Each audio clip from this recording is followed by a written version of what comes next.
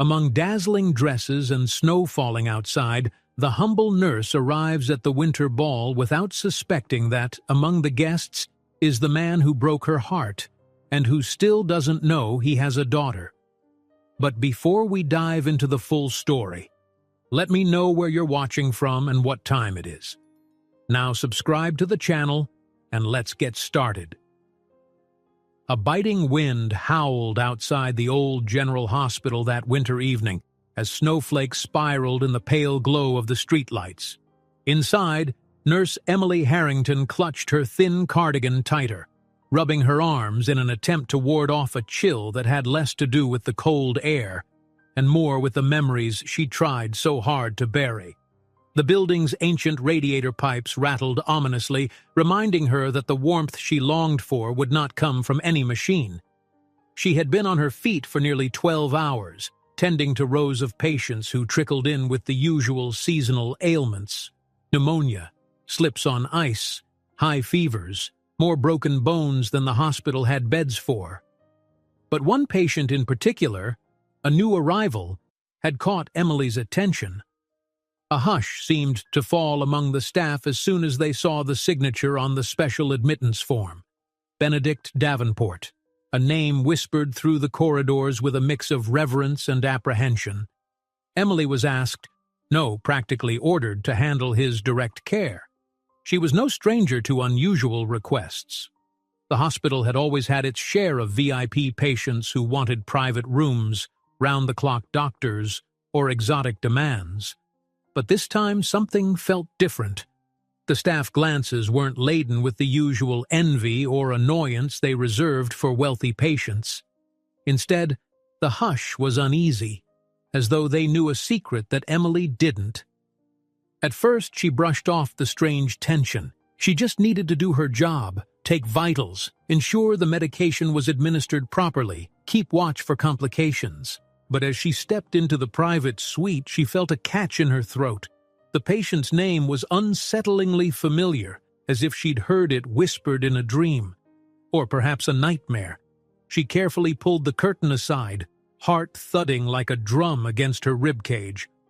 Lying against the pristine white pillows was a man in his mid-30s, features finely carved, though fatigue and fever had sapped the color from his cheeks.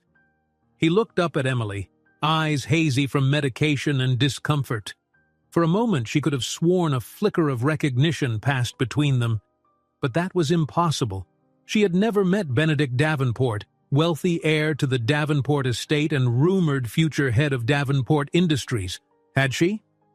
"Excuse me," he rasped, voice taut with pain.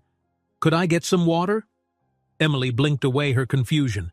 "Of course," she replied softly, turning to pour water into a cup. Her hand trembled slightly. She felt the unsettling sense that she was standing on the precipice of a past she had tried to lock away. 2 nights later, the hush around Mr. Davenport's presence only grew stronger. A flurry of important visitors came and went, doctors with impeccable reputations, administrative staff who rarely stepped onto the wards, even a few bodyguards in dark suits. Emily remained politely in the background, ensuring that Mr. Davenport's IV lines were clear, that his medication intervals were on schedule, that he had everything required for a smooth recovery. His condition was improving, though he still seemed restless, his brow frequently furrowed with some internal concern. During one of her late-night checks, the corridor lights flickered, intensifying the gloom of the deserted hallway. Emily gently pushed the door open, expecting to find him asleep. Instead, she saw Benedict half-sitting, his face illuminated by the faint glow of the bedside lamp. He stared at something in his hand, a photograph, perhaps, and the anguish in his eyes was striking. She coughed lightly to announce her presence. He quickly tucked the photograph away, but not before she caught a glimpse. A baby's face. A wave of panic fluttered at the edge of her consciousness, something about the innocence in that tiny face cutting through her. She had to focus on her duty. "Good evening, Mr. Davenport," she said, forcing a professional smile. "I just need to check your vitals." He nodded, but his gaze lingered on her. "You've been my nurse for days, and I still don't know your name." "Emily," she replied, adjusting the blood pressure cuff around his arm. "Emily Harrington." The moment she said it, his eyes narrowed, as though the name struck a familiar chord. Or maybe that was just her imagination. She saw an almost imperceptible tension pass over his features, but in an instant it was gone, replaced by the polite composure of a man used to concealing his thoughts. "Emily," he repeated quietly. "Thank you for everything you're doing." She turned her attention to the small monitor, concentrating on the beep of the machine. "I'm just doing my job, sir." "Call me Benedict, please." Their eyes met, and for a brief second, time stretched. She felt an inexplicable knot forming in her stomach. It was the same sensation she had experienced 7 years ago, the night she'd left a lavish function, tears streaming down her face, pregnant and alone. Emily's shift ended at dawn, but she couldn't sleep. She returned home to her modest apartment on the outskirts of town, greeted by the warm hug of her 6-year-old daughter, Lily.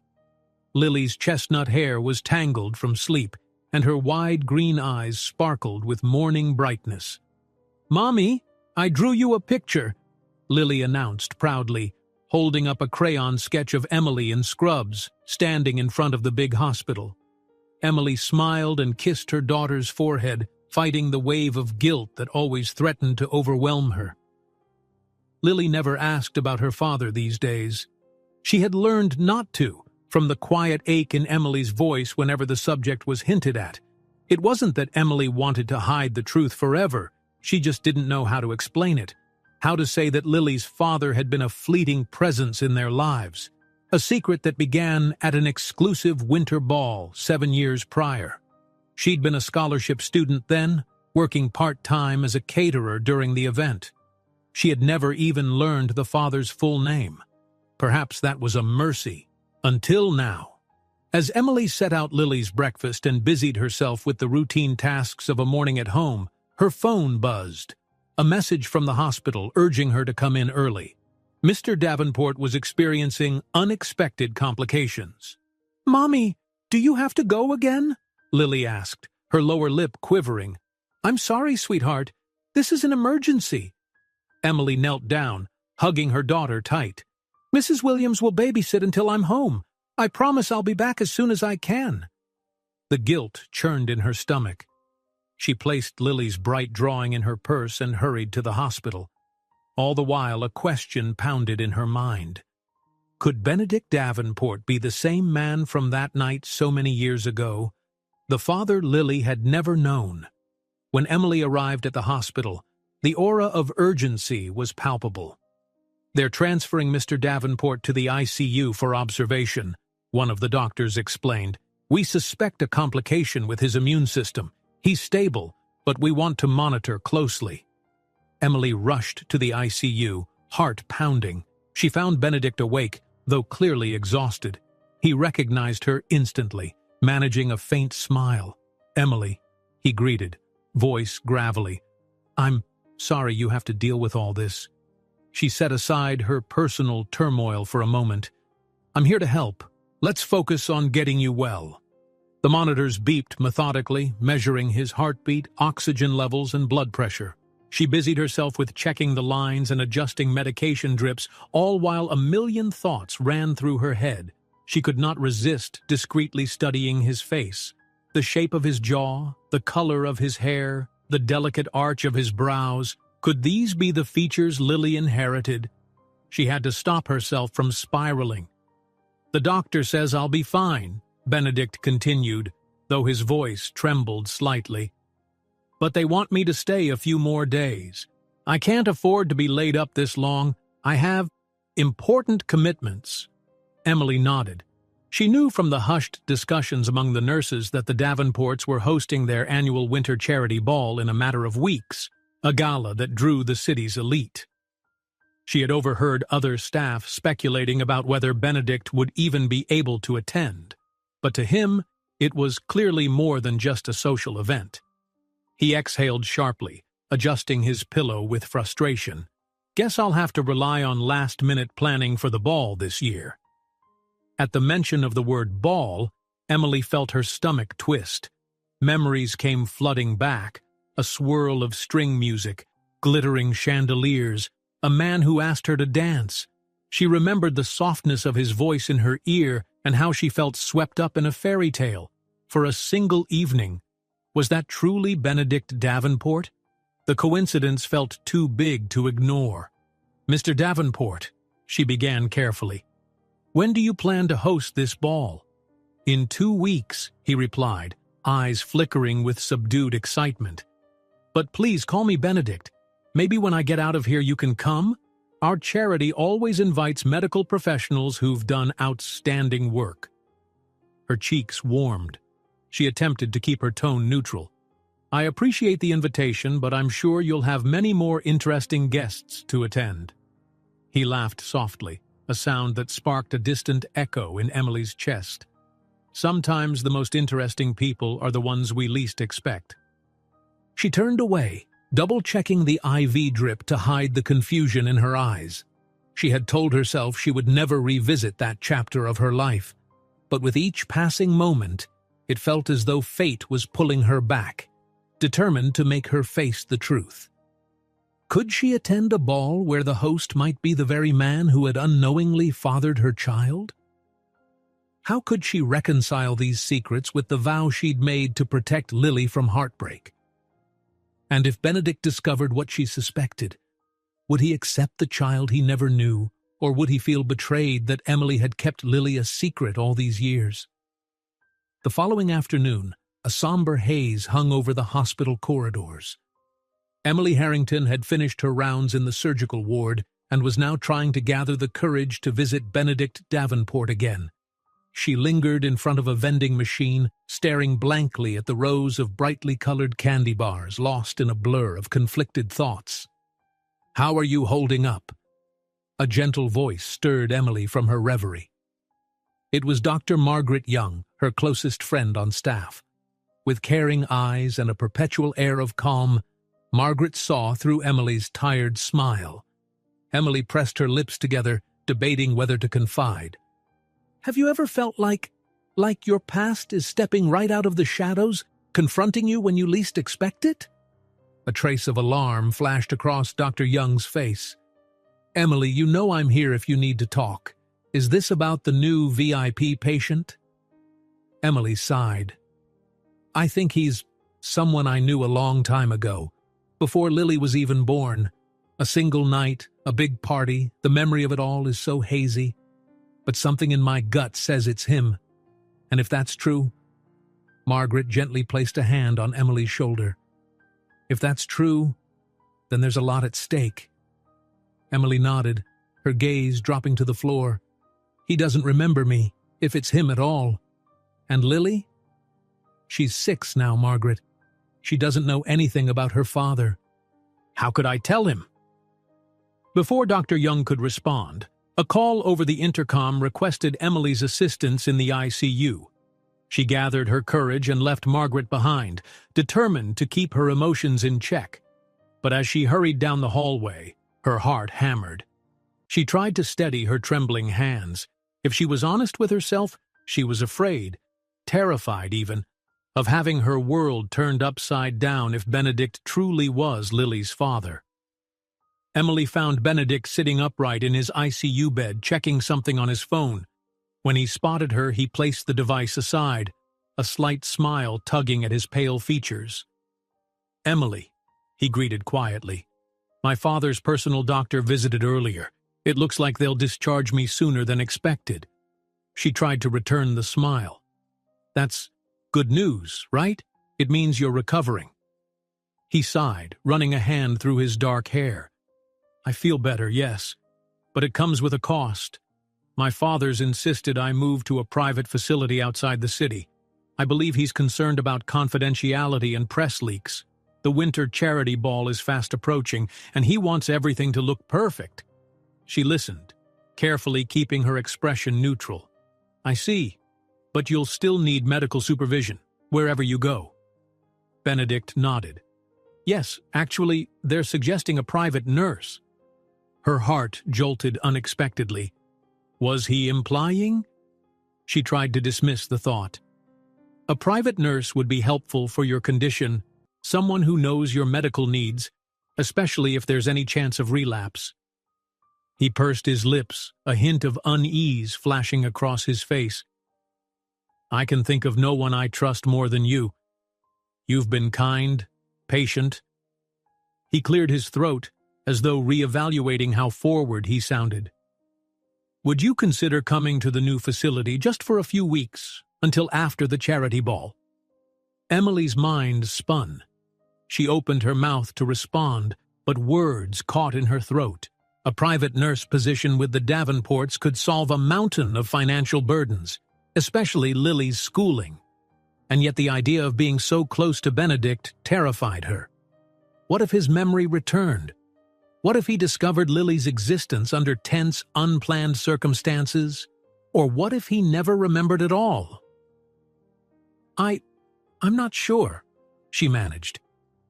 I'd have to think about it, and speak with my daughter's babysitter, coordinate everything. It's not a decision I can make overnight. Benedict nodded, a layer of relief slipping into his features. Of course, take your time, but know that I'd be grateful for your help. That evening, Emily returned to her modest apartment, her nerves wound as tight as a spring. Lily ran to greet her at the door, wearing pink pajamas and brandishing a wand made from cardboard and glitter. "Hi, Mommy. Look, I'm a fairy tonight," Lily giggled, tapping Emily's arm with the makeshift wand. "I grant you 3 wishes." Emily sank onto the couch, hugging her daughter close, inhaling the comforting scent of Lily's bubblegum shampoo. 3 wishes, she murmured, tears threatening her composure. If only Lily's pretend magic could solve real problems. She tried to push away the memory of that invitation to be Benedict's private nurse, but it lingered, tantalizing and dangerous at the same time. Deep down, she couldn't deny that the extra money would make a world of difference. She was behind on rent, and Lily's after-school programs cost far more than Emily could comfortably manage. Every day, the financial strain grew heavier. Lily's eyes shone with excitement. "Can one of your wishes be for a big house with a backyard? You always say you want to plant flowers someday." Emily forced a smile. "Maybe, sweet pea, if we're lucky." Her heart ached, wishing she could promise Lily more than a life of scraped-by bills and second-hand clothes. Would the Davenports' money be a ticket to a better future, or a door to heartbreak and an ugly confrontation? The phone rang, jolting her from her thoughts. Dr. Young's number displayed on the screen. Emily rose to answer. "Hey, Margaret. Everything okay?" Dr. Young's tone was hushed. "I wanted to give you a heads up. The Davenports just called the hospital admin. They're requesting you specifically as Benedict's private nurse. They've already offered a very, shall we say, generous salary." Emily's pulse fluttered. "Did the hospital approve it?" "They did, but they said it's ultimately your choice. No one's forcing you. However, I doubt many people would turn down such an offer." Emily swallowed. "I'm still deciding." "I understand, Em. Just be careful. This family, they carry a lot of baggage. Wealth can be a shield, but it can also be a sword." After hanging up, Emily returned to the couch where Lily was busy braiding her doll's hair. The phone call left Emily restless. She stood at the window, gazing at the flickering city lights outside. She pressed her forehead against the cool glass, feeling the gravity of her choice. This wasn't merely about a job. It might be the start of an emotional storm she wasn't prepared to face. The next morning, Emily woke at dawn to get Lily ready for school.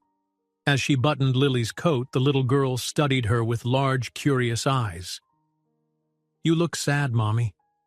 Do you have to go to the hospital again?" Emily forced a light-hearted tone. "Yes, honey. But guess what? Mommy might start a new job soon, taking care of a special patient somewhere else." Lily's face brightened. "Will it mean more money for us? Can we finally save for a puppy?" Her sweet innocence tugged at Emily's heart. She nodded, uncertain. "Maybe, baby. One step at a time." Lily picked up her lunchbox, her excitement overshadowing any worry. "Then I'll wish for that, Mommy. A new job for you and a puppy for me." She hurried to the door, leaving Emily speechless and emotional. As soon as Lily left with the neighbor who provided morning rides, Emily sank onto a kitchen chair, turning Benedict's offer over in her mind. 1,000 questions came at her like bullets. Should she be honest with him from the start? Tell him about Lily? That she suspected he was the father from her fleeting memory of that fateful night so long ago? Or would that confession just jeopardize everything? Her job, Lily's emotional security, and her own fragile heart. She felt no closer to an answer as she got into her beat-up sedan and drove to work. Yet once she arrived, it was as though the universe decided for her. The chief administrator was waiting by the lockers, a contract in hand, wearing a congratulatory grin. "Emily, good news! The Davenports finalized everything this morning. They've requested you on an immediate basis, assuming you accept. They're willing to pay for your housing and all travel expenses to their private facility." He handed her the contract, shining with a salary that almost made her eyes bulge in disbelief. This was more than double what she currently earned. She thought of Lily, dreaming of a backyard and perhaps a puppy. A better life glimmered on the horizon, but the enormous risk loomed over it all. For a moment she could almost hear Lily's voice echoing in her head. "Wish for a big house, Mommy. Wish for a puppy." Emily pressed the contract against her chest, inhaling shakily. This was the chance to give her daughter a future free from constant struggle. Yet fear churned inside her. How could she face Benedict every day, not knowing if she was looking into the eyes of the man who left her behind, unknowingly or not? Still, the hospital's director and half a dozen staffers watched her expectantly, their expressions urging her to take this once-in-a-lifetime offer. She swallowed hard, recalling Dr. Young's caution, "Be careful." But perhaps even caution had its limits. She signed. Leaving the administrative office, Emily half expected the ceiling to cave in from the weight of her choice. Instead, she felt a strange mixture of relief and dread. She'd done it, accepted an opportunity that might be her salvation, or the biggest mistake of her life. And now, there was no turning back. Wind-whipped trees lined the secluded driveway of the Davenport country estate, their skeletal branches swaying beneath a pewter sky. Emily Harrington's car rattled up the long, winding road past manicured lawns that seemed at odds with the winter bleakness. Her heart pounded. She could hardly believe she was here, about to step into a world she'd only glimpsed from the edges, all for a job that paid more than she'd ever earned in her life. She killed the engine in front of a pair of ornate iron gates, uncertain what to do next. She lowered her car window to speak through a small intercom. The moment she confirmed her name, the gates glided open silently, revealing a straight path toward a sprawling mansion. It sat at the crest of a gentle slope, its pale stone facade framed by leafless ivy. In the distance, Emily spotted a row of smaller cottages, likely for staff. Her anxiety coiled tighter with every yard she drove. This was her new temporary home, the place where she'd tend to Benedict Davenport in private. She tried not to dwell on the fact that he might also be Lily's father. The truth was, she still didn't know for sure. Everything rested on a single haunting memory from a night-long past. And yet, as she parked behind a shiny black SUV, she felt the presence of fate hovering on her shoulder. A uniformed man hurried over the moment she stepped out. He introduced himself as George, the estate's head of household. Tall and formal, he had a kind face etched with decades of service. Offering a polite bow, he took Emily's duffel bag. "Ms. Harrington, welcome. We've prepared a suite for you in the West Wing. Mr. Davenport's father, Mr. Clarence Davenport, requested every comfort. It's not often a nurse stays on the premises." She forced a polite smile. "Thank you, George. And Benedict? He's here already?" George nodded. Yes, arrived last night by ambulance transport. There's a private medical suite inside. State-of-the-art equipment installed upon Mr. Davenport's request. The doctors said he's stable, but he needs routine monitoring. Emily pressed her coat tighter around her. I understand. I'll do my best. As she followed George through the mansion's main entrance, a wave of warmth hit her. An opulent foyer lit by chandelier crystals that threw rainbows on the marble floor. The hush of the space made her suddenly conscious of her squeaking shoes. Ornate portraits lined the walls, and the faint smell of fresh lilies filled the air. It felt surreal, like stepping onto a movie set. They passed a grand spiral staircase, continuing to a quieter corridor. Emily's thoughts swirled. Each step she took carried the burden of a secret she might soon be forced to reveal. If she handled this poorly, she could end up unemployed, or worse, heartbreak could tear apart her daughter's fragile sense of family. Finally, George stopped outside a solid oak door. Your quarters, Ms. Harrington, he said, opening onto a cozy suite. A bedroom with a plush bed and pastel wallpaper, plus a small sitting room overlooking the snowy gardens. On the corner table sat an antique lamp, casting a warm glow across well-worn furniture. Unlike the rest of the estate, this room felt unexpectedly welcoming. The medical suite is just down the hall, George explained, gesturing through the opposite door. Mr. Davenport is resting now, but I expect he'll want to see you soon. Emily dipped her head. Thank you, George. She waited until he left before exhaling sharply, letting the swirl of tension slip from her shoulders. This place was grand beyond anything she had experienced, but she reminded herself she wasn't here for luxury. She was here to earn a stable future for Lily and to protect her child's innocence until she figured out the truth. Half an hour later, freshly changed into her crisp nurse's uniform, Emily navigated the corridors to the private medical suite. She pushed the door open carefully, revealing a spacious room filled with advanced equipment, heart monitors, infusion pumps, and a portable ultrasound. The walls were painted a soothing light blue, dotted with modern art that clashed somewhat with the estate's old-world charm. At the center of the room, Benedict reclined on a sophisticated hospital bed, eyes half closed. He was propped up on pillows, an IV line taped to his forearm. There were faint bruises under his eyes, and he appeared paler than the last time she'd seen him at the hospital. Nearby, two men in suits hovered, bodyguards perhaps, and a stern-faced private doctor conferred quietly with them. When Emily cleared her throat, Benedict stirred. His gaze landed on her, and to her surprise, a genuine smile lit his face. Emily, he said softly, you came.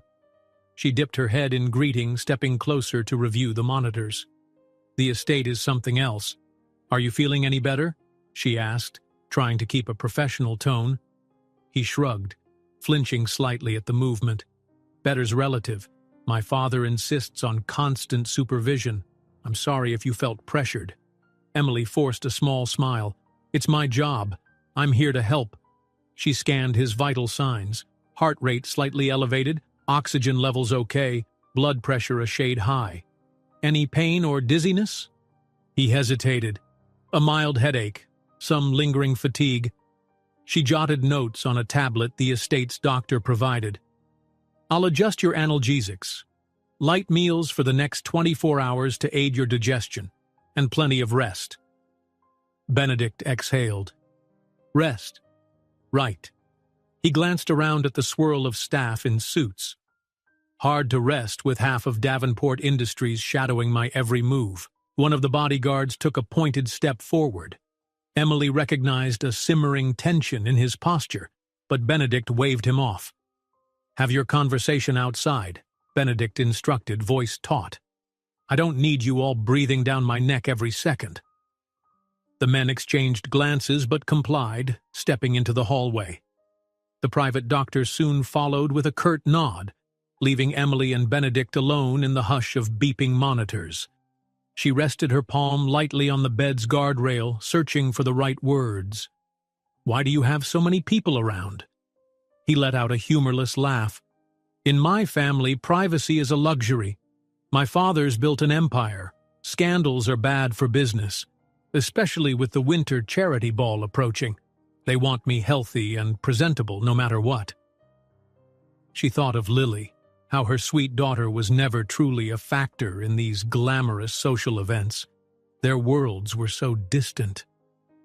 "It must be stressful." Benedict's expression turned pensive. "It is, but I'm grateful you're here. You never treated me like some commodity." He paused, catching her gaze. "Back in the hospital, you were more concerned about me as a person, not a Davenport. That meant a lot." Her heart gave a curious flutter.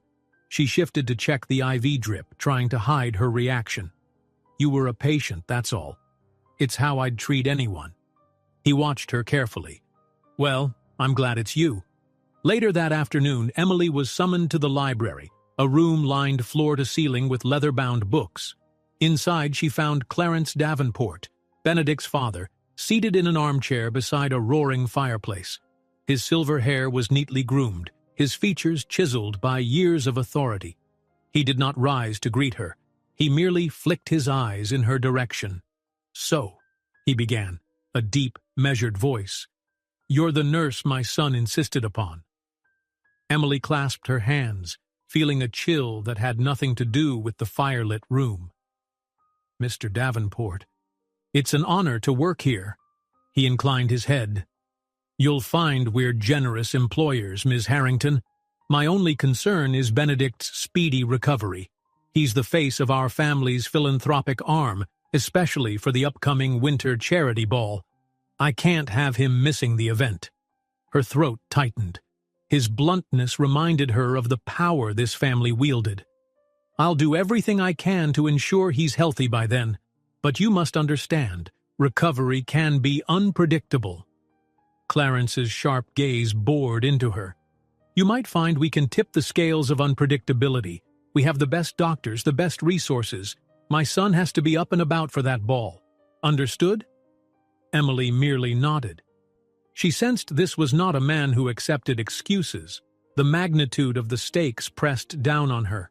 If she failed, she could lose the job that might provide for Lily's future, but if she pushed Benedict too hard, she could jeopardize his health. Clarence took a measured sip of tea, then set the cup down. "As for your credentials, they checked out. Excellent references from the hospital. But I have a question. You seem somewhat uneasy around Benedict. Any reason?" Her pulse hammered, but she forced a steady voice. "It's always an adjustment stepping into a private facility. I'm simply being conscientious about my duties." For an agonizing moment, Clarence scrutinized her. Then he offered a curt nod. "Very well. I have faith you'll keep my son's well-being above all else. After all, we're paying you handsomely." A faint smirk curled his lips, hinting at an unspoken warning.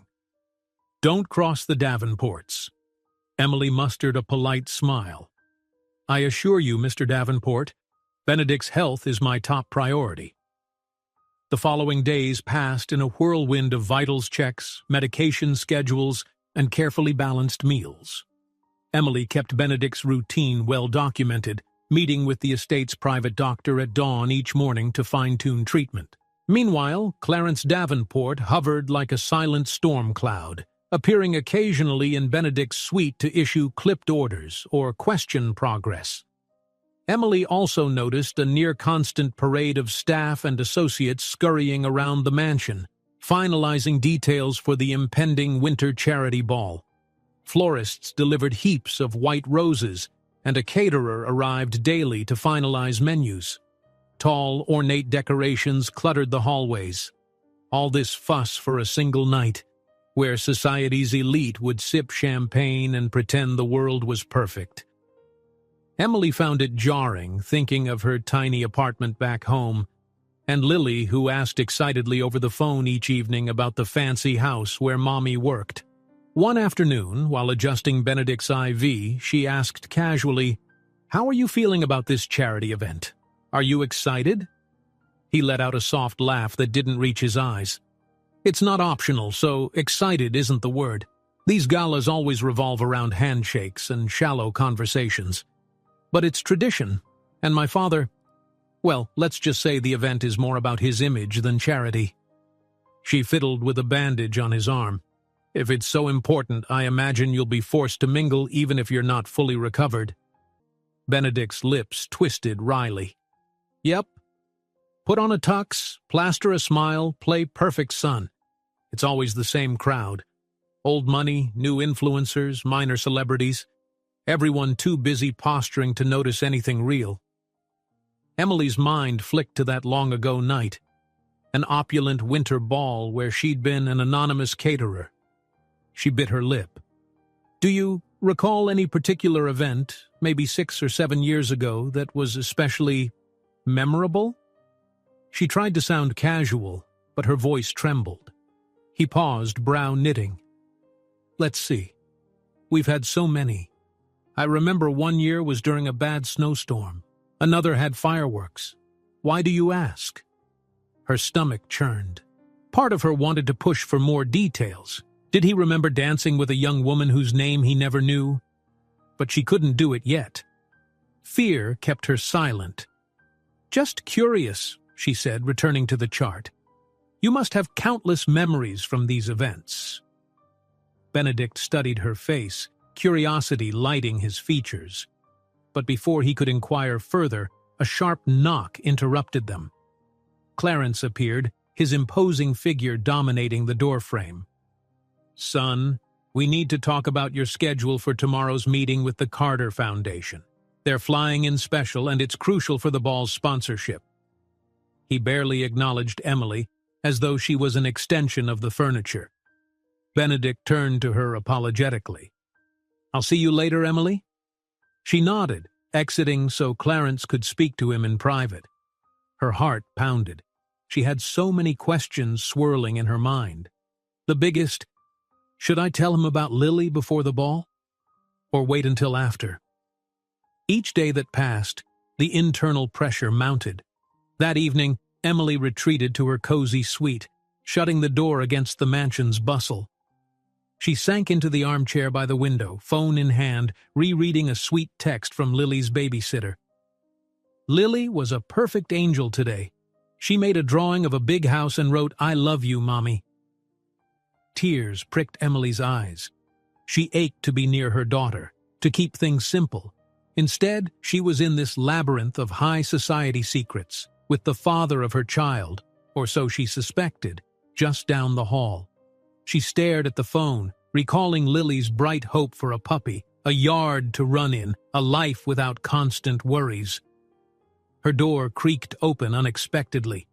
She jumped, finding Benedict leaning against the frame, free of IVs and monitors. Apparently he'd snuck out of his suite. He looked tired but resolute. Should you be walking around? She asked, rushing to help him to a chair. He waved off her concern lightly. I'm all right. I just needed air. He motioned to her window where the curtain parted enough to show the moonlit garden. And some conversation that doesn't revolve around finances or fatherly expectations. Emily's stomach fluttered. Her mind screamed that this was too intimate, but she couldn't deny a small thrill in seeing him here. She gestured for him to sit, exhaling slowly. I can't stop you, but please take it easy. He settled on the edge of the armchair across from her. You never talk about yourself or your family. You moved into this mansion, yet I know next to nothing about Emily Harrington. Her pulse leapt. I'm just a nurse. I have a daughter, Lily, who's 6, she blurted, surprising even herself. Immediately she panicked, cursing her own slip. She'd never mentioned Lily to him before. His expression softened. A daughter? That's wonderful. Is she back in the city? Emily nodded, her throat constricting. Yes, with a babysitter for now. I plan to visit on my days off. She waited for him to ask more, for him to suspect something. But how could he suspect Lily might be his child? That must be hard, he said sympathetically. I can't imagine leaving a child behind. But you're doing this for her, right? The job, the pay? She swallowed. Yes. Lily deserves a good life, and I couldn't pass up the opportunity. Her voice trembled.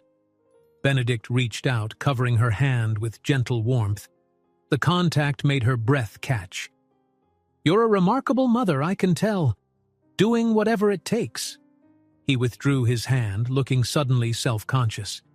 Anyway, I should get back before the guards realize I've gone AWOL.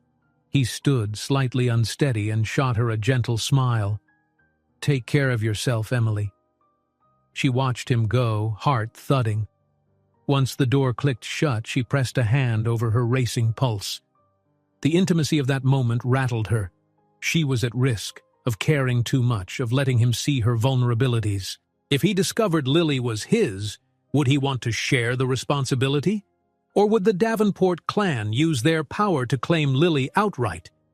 She stood, moving to the window, heart pounding. Out there, beyond the glass, lay a world of opulent illusions, and somewhere else entirely was a wide-eyed little girl who believed in her mother's strength. Emily prayed silently for the wisdom to protect Lily's heart, because soon the winter charity ball would arrive, and with it, revelations that might unravel them all. The first hints of dawn glimmered through the high windows of the Davenport estate as Emily Harrington descended a narrow staircase leading to the vast kitchen. She barely slept after Benedict's unexpected visit the previous night. Her thoughts churned, circling the secret she carried, Lily's paternity, and the warmth she'd felt when Benedict briefly held her hand. It was as if the hush of the pre-dawn hours only amplified her dilemma. In the kitchen, bustling staff had already begun their morning routines. The aroma of fresh bread and percolating coffee filled the air. A matronly woman in a chef's uniform, a certain Mrs. Hamilton, noticed Emily hovering uncertainly by the doorway. "Morning, Miss Harrington," the chef greeted, her tone polite but brisk. "You're up bright and early. Shall I fix you something?" Emily offered a grateful nod. "Thank you. Maybe just a cup of tea. I have rounds with Benedict soon." Mrs. Hamilton nodded, promptly placing a steaming mug before her. As Emily lifted the teacup to her lips, the warmth gave her a small measure of comfort. She mentally prepped for the day, checking Benedict's vitals, planning his diet, running blood work. But overshadowing every list in her head was the question: could she keep her growing feelings and her daughter's identity under lock and key? Moments later, the hush of the corridor broke with quick, measured footsteps. Dr. Charles Lawson, the estate's private physician, strode into the kitchen. He paused upon seeing Emily, his piercing gaze flicking from her teacup to the mild strain on her face. "Ms. Harrington," he said in a low voice, "I was looking for you. Benedict's father wants an update on his condition, particularly how soon we can clear him for strenuous activity." Emily arched a brow, setting down her tea. "Strenuous activity? He can barely walk down the hall without fatigue." Dr. Lawson sighed, removing his glasses and rubbing the bridge of his nose. "I'm well aware, but Mr. Clarence Davenport is insistent. The winter charity ball is just over a week away, and the family expects Benedict to present a robust image." Emily's stomach knotted. The ball loomed like a ticking clock, propelling everyone into a frenzy. "Dr. Lawson, it's not safe to push him. I won't compromise his recovery for a public display." "That's precisely what I intend to tell Mr. Davenport, but I'd prefer to have you back me up during the morning briefing," the doctor said, shooting Emily a meaningful look. She swallowed, her mind whirling with potential conflict. Clarence's demands never came as requests. They were edicts. Yet Benedict's health had to come first. "I'll be there," she assured Dr. Lawson. Barely an hour later, Emily was seated in a small, elegant conference room adjacent to Benedict's medical suite. Dr. Lawson had arranged chairs around a polished table scattered with medical charts, lab results, and a digital tablet displaying Benedict's current vitals. Through the open double doors, she could see Benedict resting in bed, half listening. A wave of empathy swept through her. He looked exhausted, overshadowed by his father's expectations. Clarence Davenport arrived with his usual commanding presence, flanked by a personal assistant who tapped frantically on a tablet. He wasted no time on pleasantries. "How soon can Benedict resume a normal schedule?" he demanded, standing at the head of the table instead of sitting. Dr. Lawson cleared his throat. "Sir, your son is improving, but his hemoglobin levels are still on the lower end. We must ensure no relapse. If we push too hard—" "How many days?" Clarence cut him off, glancing down at the charts without genuine interest. Emily stepped in, her tone firm. "Mr. Davenport, Benedict needs at least another week of rest before we can consider moderate activity. Even then, we have to watch for signs of fatigue. If he's pushed beyond his limit, his recovery might reverse." Clarence's gaze, sharp as glass, settled on her. "We don't have the luxury of time, Ms. Harrington. The ball is in a week and a half. We can't afford him looking weak, physically or otherwise. Our sponsors and partners will be watching." Benedict's voice floated from across the room. "Father, let's be realistic. I'm not about to run a marathon. I can manage a few hours of polite conversation at the ball, but only if I'm not forced into some grand spectacle." Clarence's eyes flicked to his son. "Even so, we must ensure you appear vital. I've arranged interviews and photographs in the days leading up for publicity." Benedict's lip curled. "Great. Nothing like forced smiles to show I'm vital." An awkward silence blanketed the space. Emily sensed this was less about medical science and more about family power. She took a breath. "I'll design a schedule that paces Benedict's activity. If he rests adequately, manages stress, and follows the treatment, it might be possible for him to attend the ball for a limited window." Dr. Lawson nodded in agreement. "That's the best compromise we can offer. But I must emphasize, any strenuous exposure, long speeches, dancing, or extended meet and greets, could derail his progress." Clarence pursed his lips, dissatisfaction obvious. But he appeared to accept there was no point in pressing further. "Very well. Keep me updated daily." Without another word, he turned and swept out of the room, his assistant scurrying behind. Benedict exhaled, shoulders slumping. "That's what I deal with," he muttered. Then he shot Emily a grateful look. "Thank you for speaking up. I know it's not easy going against him." Emily offered a small, reassuring smile. "It's my job to protect your health, even from your own father." He gave her a wan nod of gratitude, and she felt a tiny spark of warmth, noticing how his defenses seemed to lower around her. Despite the tension, the next few days settled into a routine. Emily carefully administered Benedict's medication, monitored his vital signs, and walked with him in short intervals around the mansion's corridors. Each day he gained a bit more stamina, though any extended activity left him pale and sweating. One afternoon, as Emily helped Benedict ease into a comfortable armchair in the reading nook, she noticed a flicker of guilt cross his face. He had insisted on trying the stairs, and though he made it up one flight, it clearly took more out of him than he wanted to admit. "You don't have to prove anything to me," she said softly, handing him a glass of water. He sipped, breathing labored. "I know, but Father, he'd have me shaking hands with donors tomorrow if it were up to him." He paused, fixing Emily with a thoughtful stare. "You said you have a daughter, right? Lily, does she ever see you push yourself too hard, just because you feel you have to?" The question caught Emily off guard. She sank onto the ottoman. "Sometimes, yes. She's only 6, but she understands I work a lot for her sake. I try to hide my stress, but kids are perceptive." Benedict nodded as though mulling it over. "I never experienced that growing up. My father's world was about appearances, deals, acquisitions. Feelings were secondary, if they were acknowledged at all." A tender look crossed Emily's face. She wanted to share how terrifyingly similar that had been for her, standing on the fringes, overshadowed by wealth and power. But she held back. "That's why you need to take care of yourself. Don't let the ball's pressure overshadow your actual health." His mouth curved faintly. "I'd much rather skip it altogether, but that's not an option." That night, as Emily updated Benedict's charts, her phone buzzed with a video call from Lily's babysitter.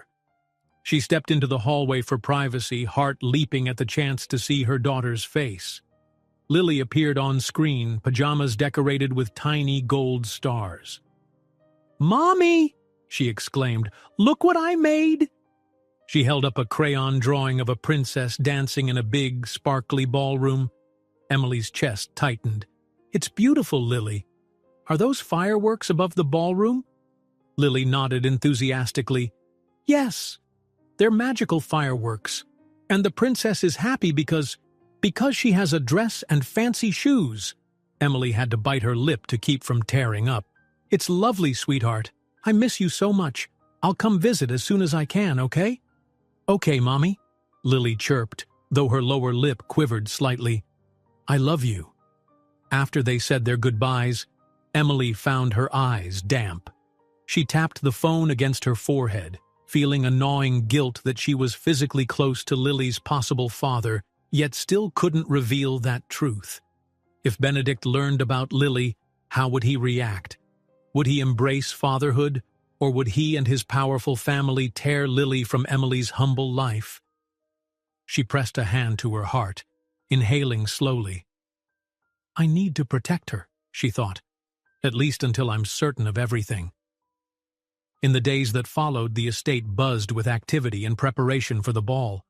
Workers erected tents on the back lawn, musicians arrived for rehearsals, florists carted in towering arrangements of roses and wintry branches. The entire mansion glimmered with excitement. Emily kept out of the fray, focusing on Benedict's health. She accompanied him through gentle physiotherapy, all the while aware that Clarence's watchful eye was never far. Her own heart pounded each time the ball was mentioned. Images of swirling dancers, lavish gowns, the memory of that single fateful night threatened to consume her. One morning, while checking Benedict's pulse as he rested near a window, she ventured a tentative question. "Benedict, would you like me there at the ball? Only if you need medical support, of course." He gave her a curious look, blinking in surprise. Yes. I'd feel more comfortable knowing you're nearby in case I feel weak or something goes wrong." Emily's breath caught. She pictured herself in a formal gown, the Cinderella figure among real-life aristocrats. Her last ball experience was so different. Back then, she was an invisible staff member. And look where that led me. He reached out, grazing her fingertips. "But you'd have to come as a guest. You can't be stuck trailing me with a stethoscope. If you're comfortable, I'd like to introduce you as someone who's helped me recover. My nurse, yes, but also my friend." A tumult of emotions swelled in her chest. She managed a small nod. "All right, if that's truly what you want." His answering smile lit up his tired features. "It is." Yet in her heart, Emily knew the moment she stepped foot into that event, the line between secrets and revelations would blur dangerously. Time was slipping away. Soon enough, the doors of that winter ball would open wide, and destiny might reveal more than either of them was prepared to face. The following days rushed by in a whirlwind of last-minute preparations for the winter charity ball. Exquisite flower arrangements filled every corridor of the Davenport mansion, their delicate fragrances mingling in the air. Workers strung twinkling lights along the pillars and staircases, transforming the estate into a fairy tale realm of flickering gold and silver. Even the staff bustled with a collective hum of anticipation. Amid the chaos, Emily Harrington maintained her steadfast routine with Benedict. She woke early each morning to review his vitals alongside Dr. Lawson, then spent a few hours supervising his physical therapy. In the afternoons, they quietly monitored his progress, managing his meal plans and medication schedule. All the while, Emily couldn't ignore the pang in her chest when Lily's name bubbled up in her thoughts. She called her daughter every night, hearing that bright voice ask if Mommy was still living in a castle and whether she'd come home soon. The ball was only 3 days away when Benedict insisted on taking a short stroll through the snow-dusted gardens. The day was cold but bright, with a few rays of sun piercing the winter clouds. Emily helped him into a thick coat, fussing about how the crisp air might affect his lungs. He gave her a lopsided grin. "I'm not so fragile that a bit of winter will break me," he teased gently, though he still leaned on her arm for support. They moved slowly along a paved path bordered by evergreen shrubs. Frost clung to the branches, tiny crystals sparkling in the daylight. Benedict inhaled, eyes shut, as if savoring freedom from the confining rooms. "You must miss your home, Emily," he remarked, glancing sideways. "I realize you've practically relocated for my sake. Thank you." She smiled softly. "I do miss it. But being here, it's helping me save up for my daughter's future." She paused. The word daughter was a constant tightrope walk. If he asked the wrong question, if he pressed for details. Benedict's expression warmed with genuine curiosity. "Have you and Lily always lived in the city?" A swirl of apprehension flared inside Emily, yet she tried to appear calm. "Mostly, yes," she replied. "We moved around a bit when she was younger, but the city's where we settled." She purposefully left it vague. She didn't want him guessing about that short time, 7 years prior, when everything had changed. They reached a small gazebo overlooking a frozen pond. Benedict eased down on a wooden bench, exhaling white puffs of breath. Emily hovered, uncertain if he needed help, but he patted the seat beside him. "It's beautiful out here," he said, voice hushed, gaze drifting over the frosted landscape. "Sometimes, being cooped up with father and his business associates, I forget nature even exists." Emily sat tentatively. "I imagine your world can feel constricting with so many eyes on you." He stared at the pond's mirror of ice.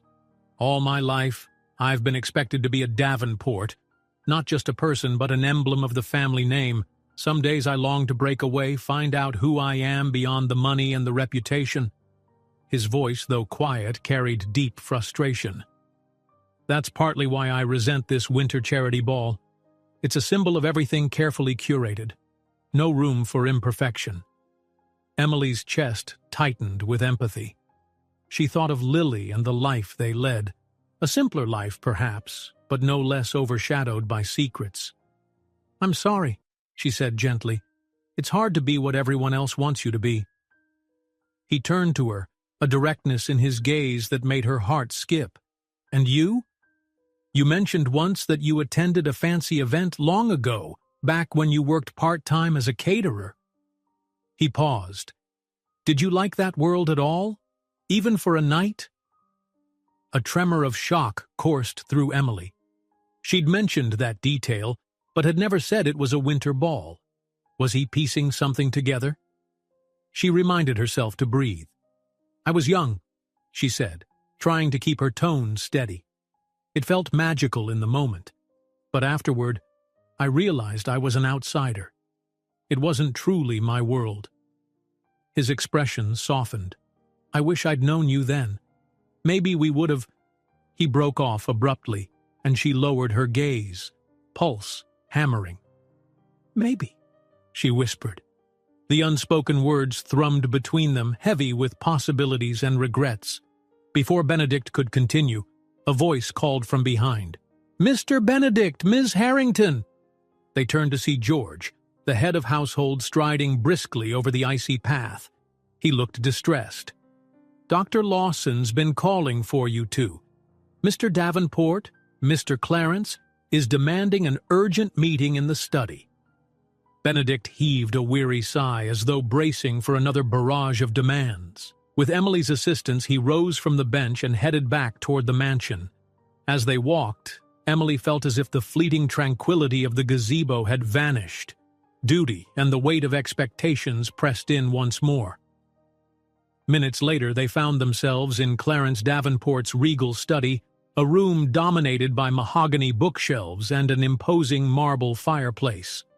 Clarence stood behind a massive desk flanked by a stern-faced man Emily recognized as one of the family's legal advisors.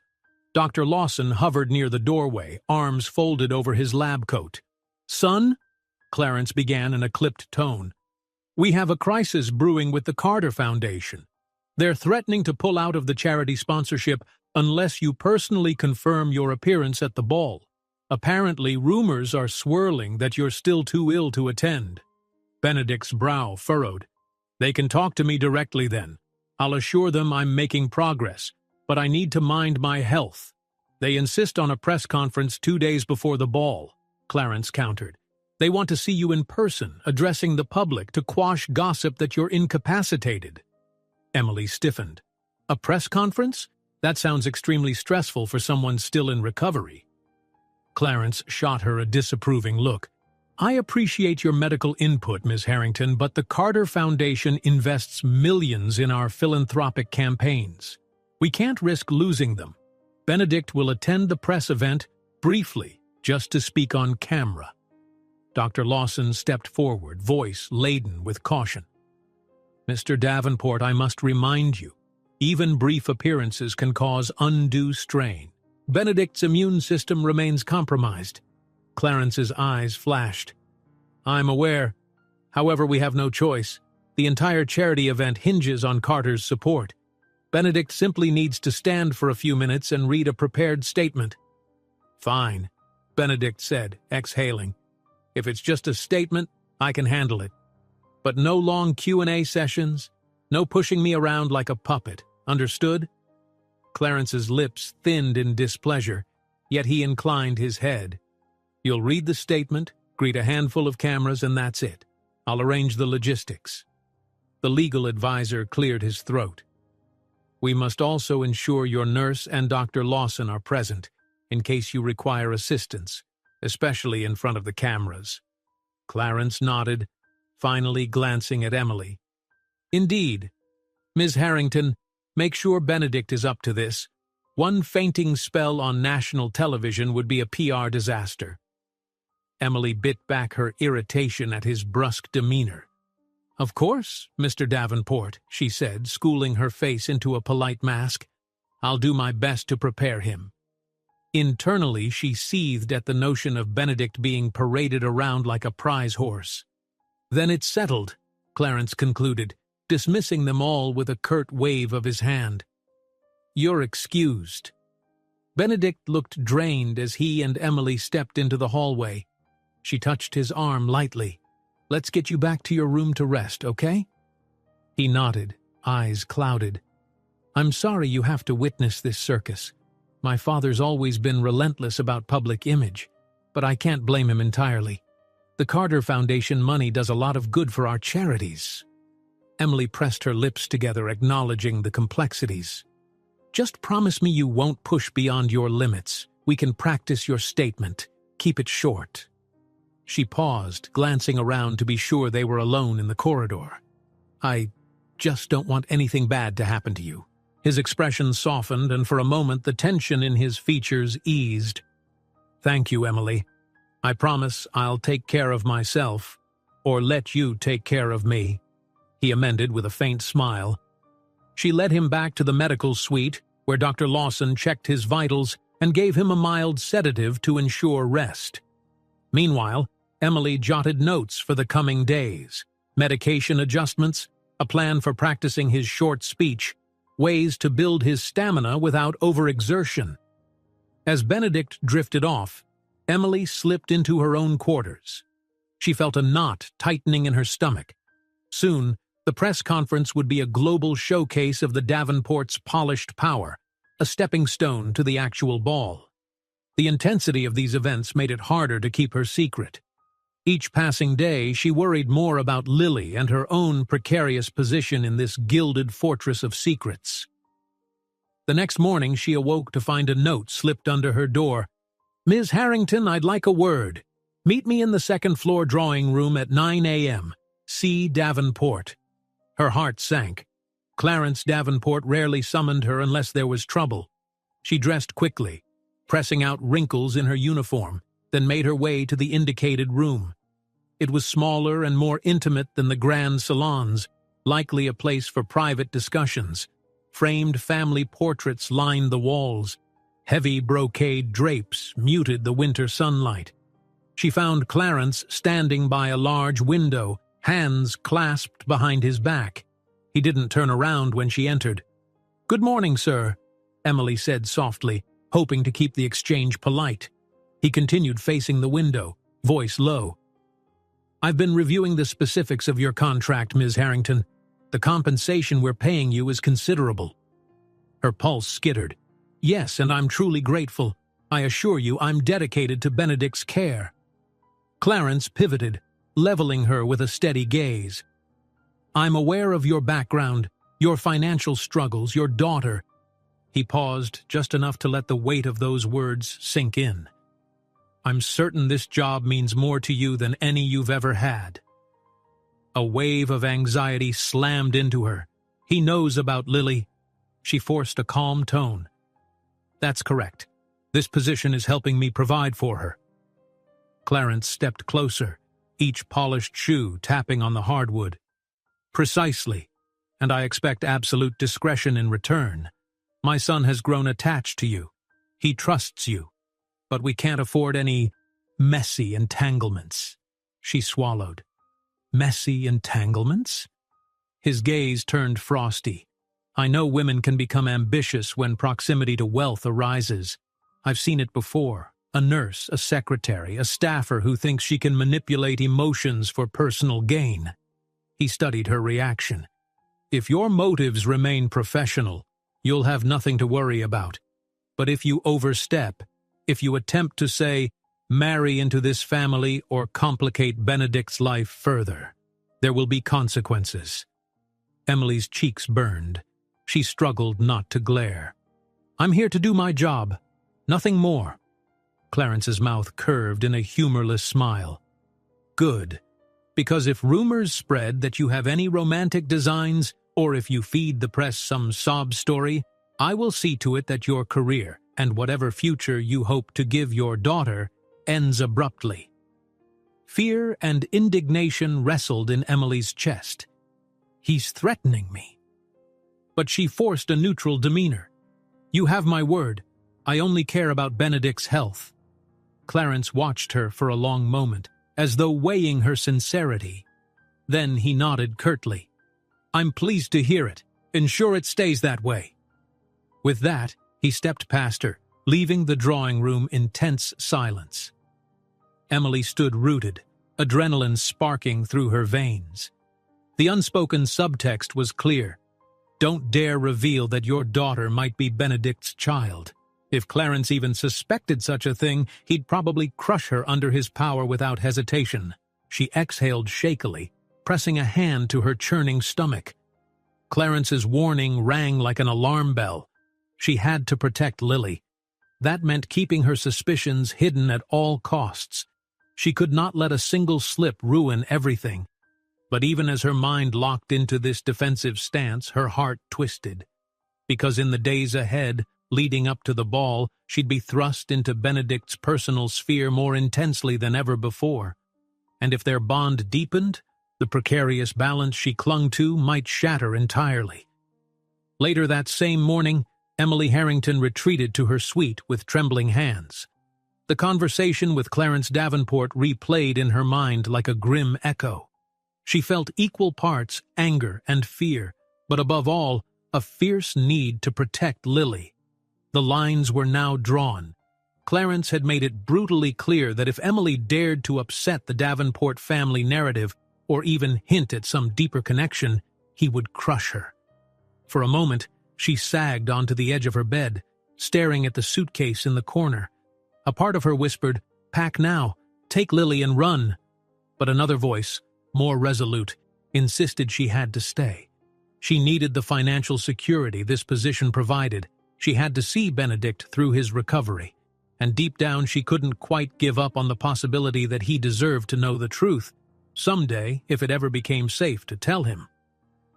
Steeling herself, Emily got back to work. She contacted Dr. Lawson to confirm Benedict's schedule for the day, then took notes on the upcoming press conference. It was set for the next afternoon, a short public appearance in the mansion's main foyer. A handful of reporters and photographers would gather, and Benedict was expected to stand at a podium, deliver a brief statement about his health, and reassure the Carter Foundation that he would indeed attend the winter charity ball. "He'll be on his feet no more than 10 minutes, Dr. Lawson promised over the phone. "We'll keep it strictly controlled." "Thank you," Emily replied, tension easing. "I'll be close by with water, just in case." By early afternoon, she headed to Benedict's suite to help him rehearse. Inside, she found him pacing the room in pajamas, hair tousled, an uncharacteristic ring of frustration in his eyes. Stacks of note cards littered the nightstand, his father's carefully scripted lines about the ball, the Carter sponsorship, and his own miraculous recovery. "This is ridiculous," Benedict grumbled, dropping onto an armchair as Emily entered. "Father wants me to spew niceties about my health while ignoring that I'm still weak." Emily moved closer, pressing a palm to his forehead. He didn't appear feverish, but the flush in his cheeks suggested annoyance, if not actual fatigue. "Your father's perspective is a bit skewed," she said gently, understating the situation. "But the press conference is tomorrow. Let's keep it short and honest." Benedict let out a shaky sigh, nodding. "I'll do my best. God, I hate lying. I'm not fully recovered, and I don't want to pretend otherwise." She perched on the edge of a nearby chair, picking up one of his note cards. "We can tweak the language so it's not a complete falsehood. You can say you're on the mend and excited for the upcoming ball, that you appreciate everyone's patience and support." He scrubbed a hand over his face. "Okay, let's try that." Emily guided him through a series of short lines that merged honesty with reassurance. Each time he read them aloud, she offered gentle feedback. She noticed how easily he tired. Even a few minutes of speaking left his breaths short. Carefully, she handed him a bottle of water, her gaze flicking to the subtle tremor in his hands. "We'll stop if you feel lightheaded," she reminded him. "There's no need to over-prepare." He reached for the water gratefully, taking a long sip. "Thank you, Emily," he murmured. "I don't know what I'd do without you."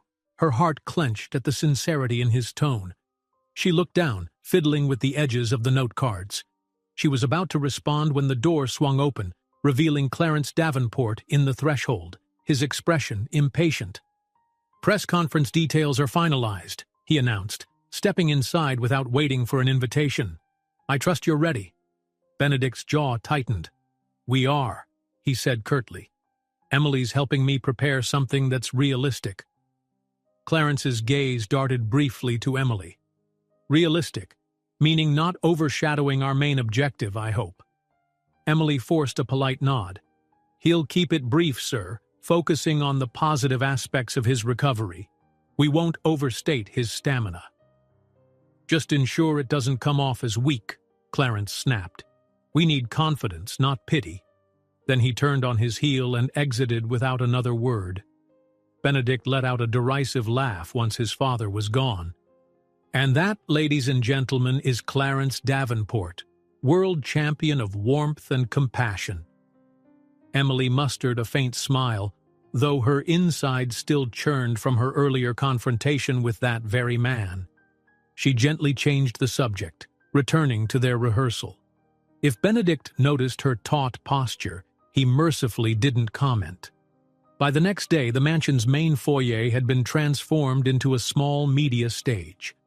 A modest podium was set up against a backdrop of oversized winter-themed banners proclaiming Davenport and Carter Foundation, building a better tomorrow. Rows of chairs faced it, and velvet ropes kept a narrow path clear for camera crews. Even though it was described as a brief conference, a surprising number of press members arrived, clearly hungry for a glimpse of Benedict Davenport's condition.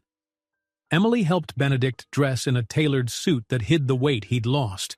She fastened a crisp tie around his neck, mindful of not constricting his breathing. He met her gaze in the mirror with a subdued but appreciative smile. "Here goes nothing," he said softly. "Wish me luck." She straightened the tie, trying to project calm. "You'll do fine. I'll be close by.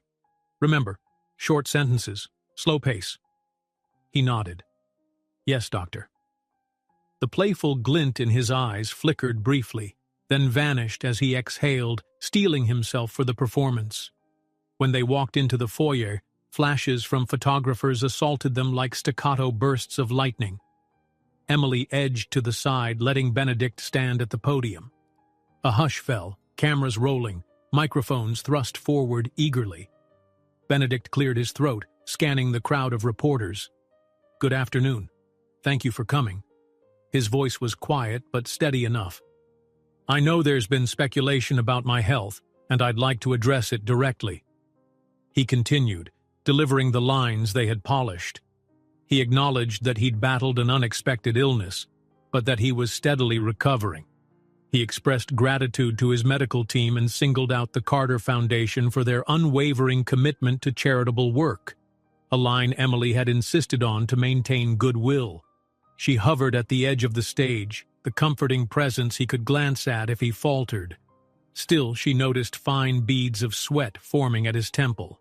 His grip on the podium tightened. After barely 2 minutes, she caught his eye, giving him a discreet nod to wrap up. He took the cue, concluding with a promise to see everyone at the winter charity ball, and stepped back. His breath came quick as the cluster of reporters clamored with questions, but the staff quickly ushered them away, refusing to allow any prolonged Q&A session. "That's all the time Mr. Davenport has," a Davenport Industries public relations woman announced, gesturing for the press to exit. "Thank you for attending." The moment the cameras clicked off, Benedict's shoulders sagged. Emily hurried forward, offering her arm. "Are you okay?" she whispered. He nodded shakily. "Just need a minute." They retreated behind a tall partition where Dr. Lawson stood by, a stethoscope draped around his neck, poised for any emergency. The doctor quickly checked Benedict's pulse, giving a terse nod. "Let's get you a seat and some water." As they guided him to a nearby chair, the crowd of reporters was still being herded out, though a few lingered, scribbling notes or snapping last-minute pictures. Emily stayed close, fending off any attempt to corner Benedict for an exclusive. She hated the hunger in their eyes, the insatiable curiosity for any sign of weakness. "You did it," she murmured, gently blotting the perspiration from Benedict's forehead with a handkerchief. "That should put the rumors to rest." His eyes found hers, weary but relieved. "Thank you for not letting me pass out in front of them," he joked hoarsely, a trembling edge to his laugh. Emily smiled back, brushing the hair from his brow. "Let's get you back to your room." But just as they turned to leave, a reporter, a woman with a determined glint in her eye, swept past the staff barrier. She aimed a microphone like a weapon. "Mr. Davenport, is it true your health crisis was more severe than you've admitted? Rumors say you almost—" "Excuse me," Emily interjected, stepping forward, protective instincts flaring. "Mr. Davenport needs to rest." "And who are you?" the reporter demanded, camera pointed at Emily's face. "One of the doctors. A family member." Startled, Emily froze. For a split second, she pictured the possibility that this question could veer dangerously toward her personal life. Fear shot through her. But Benedict squeezed her arm, and the estate security arrived, steering the reporter away. "This press conference is over," an authoritative voice declared, corralling the journalist back toward the exit. As the commotion settled, Emily exhaled, her pulse racing. Benedict, still gripping her arm, offered a rueful half-smile. "You okay?" he asked, noticing her tension. She swallowed, nodding. "Yes, let's go rest." Once in Benedict's suite, she helped him onto the bed, allowing him to recline against pillows. His breathing steadied, though he still looked pale. "You were amazing," she said softly, setting a glass of water on the bedside table. "You did exactly what you needed to do." He shook his head, a sad edge in his eyes. "It doesn't feel amazing. It feels deceptive. I can barely stand for 5 minutes, and here I am, telling the world I'm fit as a fiddle." She squeezed his hand. "You told them you were recovering, not that you were perfectly healthy." He gave a small nod. Silence settled, weighted by many unspoken truths. Suddenly he shifted, meeting her gaze with an earnest gravity. "Emily, can I ask you something personal?" Her heart lurched. "Go ahead." He paused, struggling to phrase whatever churned in his mind. "When you talk about your daughter, you seem guarded. Did something happen with her father?" The question sliced through Emily's composure. "He's asking about Lily's father." She quickly tamped down the swirl of panic. "It was a fleeting relationship," she replied, voice tight. "He never knew about Lily, and I never had the chance to tell him." A flicker of pain crossed Benedict's features, though he said nothing for a moment. "So he abandoned you," he ventured gently. She managed a thin, sad smile. "Not exactly. He didn't know I was pregnant. It was complicated, and by the time I could find the courage to speak up, he was gone. Sometimes I wonder how different life might be if he'd known." Benedict's gaze held hers, a quiet empathy shining in his eyes. "I'm sorry," he murmured. "That must have been so difficult, raising Lily alone." Emotions warred within her. She forced herself to breathe, to remain calm. The temptation to blurt out the truth reared up. "It could be you, Benedict." But she couldn't. Not here, not now, maybe not ever, given Clarence's threats. "It was hard at times," she admitted softly. "But Lily is the best thing that ever happened to me. I just wish her father had a chance to know her." Benedict's grip on her hand tightened, his expression almost haunted. "He missed out," was all he said quietly. For a beat, their eyes locked, the weight of secrets swirling in the air. Emily gently eased her hand free, breaking the moment. "You should rest," she whispered. He nodded, closing his eyes. But the tension in his brow suggested he was far from at peace. Emily left the suite, her own chest tight.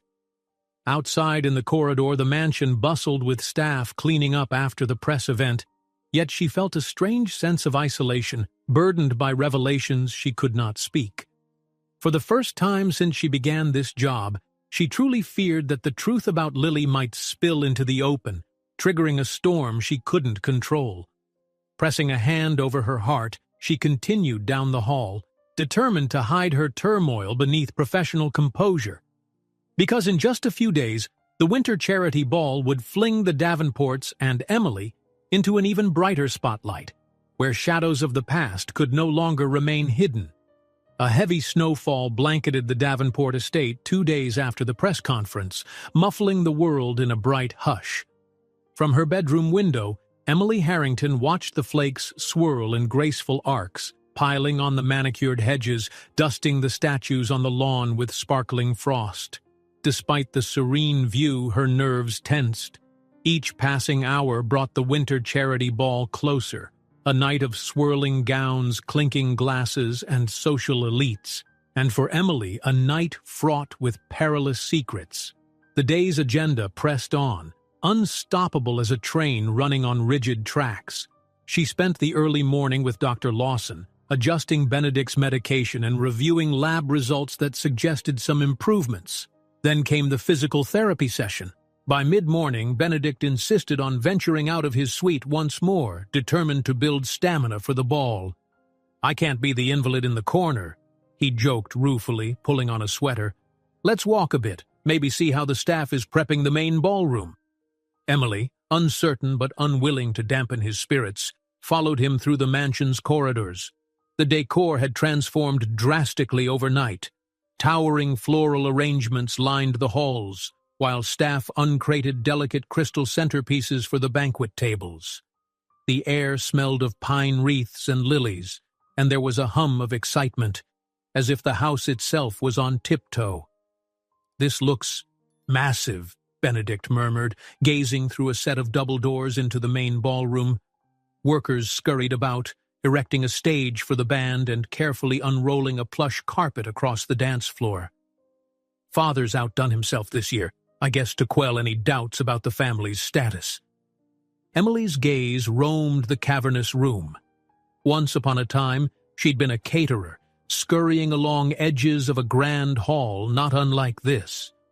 The memory felt ghostly. She forced a steady breath.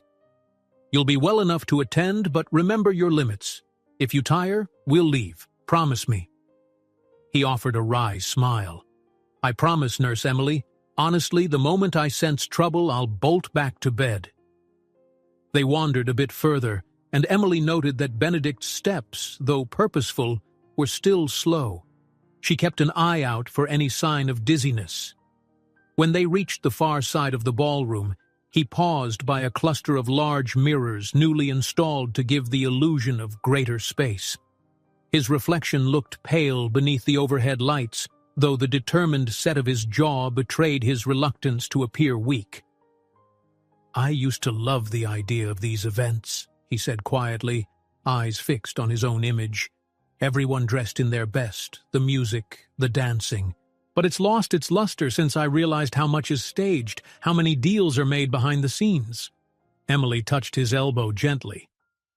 "Maybe you can find a way to enjoy it anyway. Not for the business side, but for yourself. Even if it's just a small moment. Like a dance you want to share with someone you trust." Their reflections caught each other's eyes in the mirror, a ripple of something unspoken passing between them. Then Emily coughed, stepping back to preserve her professionalism. She glanced around, noticing the hush that fell whenever staff members spotted them. Rumors might already be circulating. Clarence's warning echoed in her mind. Don't become a messy entanglement. She had to keep the boundary crystal clear. Suddenly, a young maid hurried up, bobbing a nervous curtsy. "Pardon me, Mr. Davenport, Miss Harrington. Mr. Clarence is asking for you both in the library. He says it's urgent." Benedict's shoulders tensed. "Of course. Let's see what crisis has erupted now." They followed the maid back through the corridors. Emily's pulse quickened. She braced for whatever new confrontation awaited them. When they arrived at the library, a high-ceilinged chamber lined with leather-bound tomes, Clarence stood by the fireplace alongside two unfamiliar individuals. One was an elegantly dressed woman with steely eyes. The other was a suave man in a tailored suit sporting a politely guarded smile. "Ah, Benedict, there you are," Clarence said briskly. "Allow me to introduce Ms. Victoria Lane, the Carter Foundation's chief liaison, and her associate, Mr. Hayden Blake." Victoria Lane inclined her head with cool efficiency, while Hayden gave a small bow. Benedict returned the greetings, visibly curious. Ms. Lane and Mr. Blake arrived early to inspect final preparations, Clarence explained, gesturing for Benedict and Emily to join them. "They also want a brief conversation about tomorrow's philanthropic panel." Emily frowned slightly. She'd heard no mention of a philanthropic panel. Benedict shot her a questioning glance as well, his expression tightening. "Philanthropic panel?" Benedict echoed. "I was told the ball would feature speeches, sure, but a panel implies—" "What exactly?" Victoria Lane stepped forward, her tone meticulously polite. "We envision a short discussion among key benefactors, yourself, your father, a representative from the Carter Foundation, and possibly one or two high-profile donors. It'd highlight our joint projects, showcasing the synergy of Davenport Industries and the Carter Foundation." Benedict's brow furrowed.